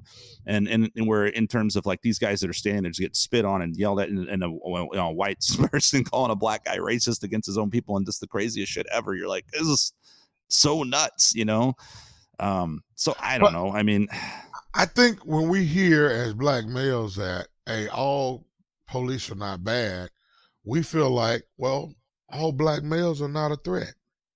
Mm-hmm. Yeah, well, that's what I'm saying. It's like becomes this slogan warfare: Black Lives Matter versus Blue Lives Matter, and it's like, man, it's so frustrating because it's just blue lives is a choice. That's an occupation. No. I agree. I've seen that, and I totally agree because you're not born a cop. You know what I mean? You're born a black man, so there's a difference for sure. But I think what I'm saying is it's a retaliation. Like Blue Lives Matter. It's rather than acknowledging, like you said, Black Lives Matter, rather than acknowledging a problem, we immediately go on the offense. And I think that's the problem. When I say we, it's like people, that tend to be very offensive. And I think like right now, what's so amazing about this conversation, I've never met you until now. Vic and you are friends, known each other a long time. We're sitting there, we're having a conversation. We talked about a lot of cool music stuff. Who knew? Like, I mean, you could connect on anything. We could make all these assumptions like, oh, well, he's white and he's black and he's old. And well, I mean, I'm old, but it's like, we talked about fucking Too Short. How cool is that, man? Like, how fucking cool is that? You know what I'm saying? And then we can sit here and we can talk about all this other stuff. And we could still, at the end of the day, like I guarantee, if we weren't in a pandemic and we were hanging out, I'd be fucking give you a big hug and have a beer, and just like it's awesome, man. Just two people having a conversation, and this is like I feel like what we keep tapping into on this podcast, even though we've just gotten it rolling, is talking to people individually, getting to know a person, and not just like behind your safe screen internet and then running around with a sign yelling and screaming in people's faces. Like, and I'm not saying everyone's doing that. There are a lot of people that are having conversations with cops, and cops that are having conversations with people. And when I've seen those videos of like some cops playing some basketball with some black kids, like that's like the greatest shit ever, man. You're like, this, like you said, on a community level, like this is what we need, because then you're reinforcing positivity with young black men with the police officers. You're creating a whole new dynamic in that relationship, and what that relationship can and should be, So that I think a lot of times we, not to discount the bad that's happening, but all we get fed is a stream of negative. Show me some positive stories. Show us some positive stories. Show us that there are good people in the world, that not everyone's a fucking monster, whether they're a cop or a black man or whatever the case may be, So I think you made a good point. I think a lot of times, and just listening, I know I asked myself that question when you said it. I think we do overthink every scenario too much. Because I'm reading that article now. I'm just looking at it. There was the NBA's Hornet. His name was Joe Flock. He was typing during the Nuggets game, and he was typing about the Nuggets, and he misspelled it. He said it didn't autocorrect.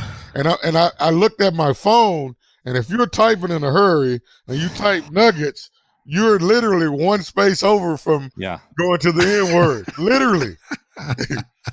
But let me text that here. Let's see. that should be there. You would think they would have that built into those devices. Like, are you sure you mean? Right. But he said he was trying to say nugget? Seriously. Like some dude in Mississippi is like, no, damn it, I mean it. Hey, they fired him. They actually literally fired him because of Really? Yeah. Now that's Wow. I don't. Well, it's not just happening to white guys. Like Kevin Hart, got fucked out of the Academy Awards or something for some tweet he wrote 10 years ago. I mean, that's insane. Well, did you see? There's a PBS news anchor, and I can't remember her name, but she during the Republican National Convention, there was a paraplegic congressional candidate, right? So he stands up for the pledge, and then she throws out something on Twitter, something really stupid, like he's standing as a opposition to kneeling for the flag or something. It's like something ridiculous that just she connected these imaginary dots that weren't even there, right? And it's like, no, he's doing it because he's had this horrible accident and he hasn't quit. He's very determined. So he's showing people he can do it. He can stand. So it's stupid shit. Like, did they fire? Oh, of course not. No, she's like a PBS News media darling, right? Yeah. Oh, it would come. It's who you know, right? Do you kiss the right boots? I don't know. So my question on black culture, Jerry, you've heard this one before, is what's up with black dudes and big white women? Hey man, I don't know. I've just never growing up in Mississippi, and we've always laughed. Yeah, we joked about this one time, so I don't want to make you feel uncomfortable. No, Skunk. I'm talking to Skunk. I just never dated white women because I was told that dating white women would get me an Asian name. And I'm not saying it bad. My name would be He Hung High. Oh God. We were laughing about this because this is just the kind of banter that we do, and we're comfortable with it. We're not offended with anything, right? So and we even joke about just stereotypical stuff. Well, then you can actually have a real conversation. What do you know? Yeah, but I was telling Jerry that, like, when I was in the military, I would see a lot of the brothers. They were dating these very ample white girls, and it was like you would see it all the time, and I'm like, what is going on? It happens I don't know if that's just and usually the brother's a well-built guy, and you said you were like, you just never see it happen, but I don't know, built like a linebacker, right? I think they were ahead of their time, man, because I don't know. I mean, whatever is considered sexy changes and stuff, and I don't know. I'm not saying that it was like attracted to be anorexic or something in the 80s, but I feel like nowadays it's much more an accepted sexy thing. Like when you're a fit woman, so to speak, and it's attractive. I'm not talking humongous, but you know what I mean. Like, no, we're talking humongous. You're talking humongous. Oh well, all right, my bad. Like, okay, like no, like you walk in the club. And, I heard it. This is terrible. This is not coming from me. Someone said this once. I've heard it referred to as harpooning a whale. Definitely happens. I'm like, man, how did that happen?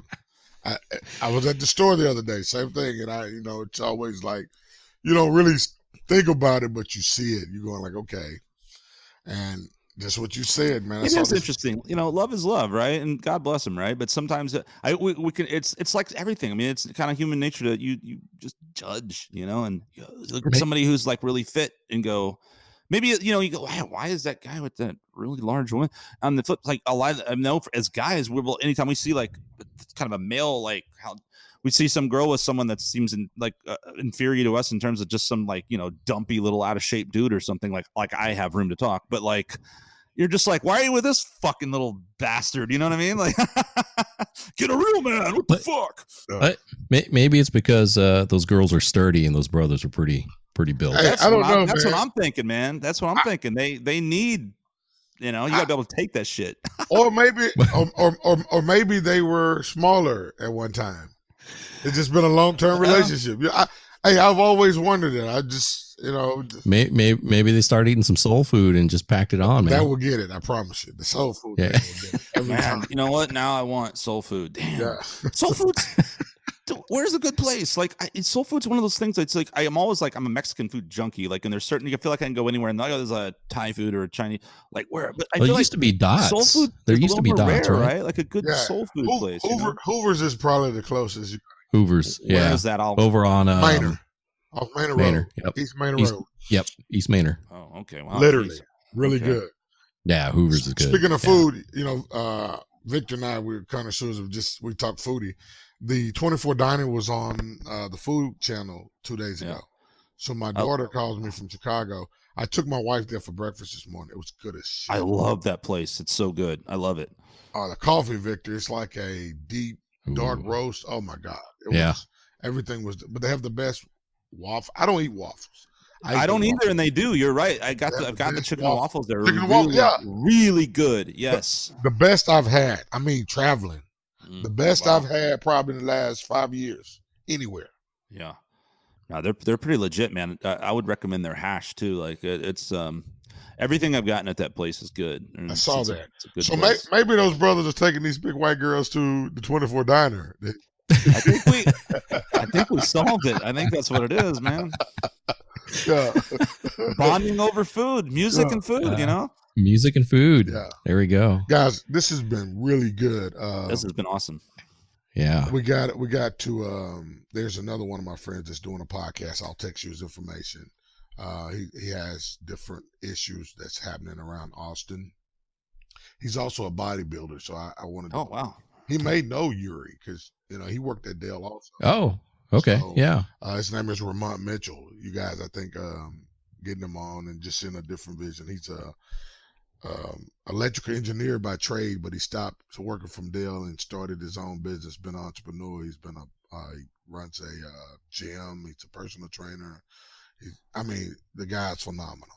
The guy's awesome. phenomenal. So yeah, I think Vic, I speak for Vic too. I think for me, like it's a goal to really have a variety of people on I don't want to just have a bunch of people who all then share the same exact thoughts that I want to talk to people and who have different opinions and learn and, collectively learn and understand. Like, I'm actually really excited if someone's like very sort of maybe different than me, you know what I mean? Not to say that guy is that you're recommending, but I'm fascinated to talk to pretty much anybody, Hey man, I heard your first podcast when you put it out. I listened to it, and what fascinated me about it was Yuri. When what we take for granted here in the United States, no matter what color you are, to hear his story and his determination. And I could see a part of that or hear some of it, but it was a part that I missed because I had everything in America. I was used to going to a store with everything in it. He wasn't. Coming over, the eating the same thing for 6 months. I've never done that shit in my life. That's perseverance and determination. Massive discipline, yeah. And I was really shocked on his knowledge of music, how I stuck with him, how he said that song stuck in his head coming over and everything. Yeah. And I go back and we've done it in our own different ways, but I was really just I said, hey, I want to get on that show, man. So thank you guys for having me. It's been fun. It's been fun meeting you. We're definitely gonna have to do a part 2 to talk about the Idiocracy. That for sure. Yeah, definitely. I'm gonna go listen to some freaky tales right now, but I know. This has been awesome. Good to meet you, man. Hey, same here, man. Thank you guys very much. All right. Thank you, Jerry. All right. Good night.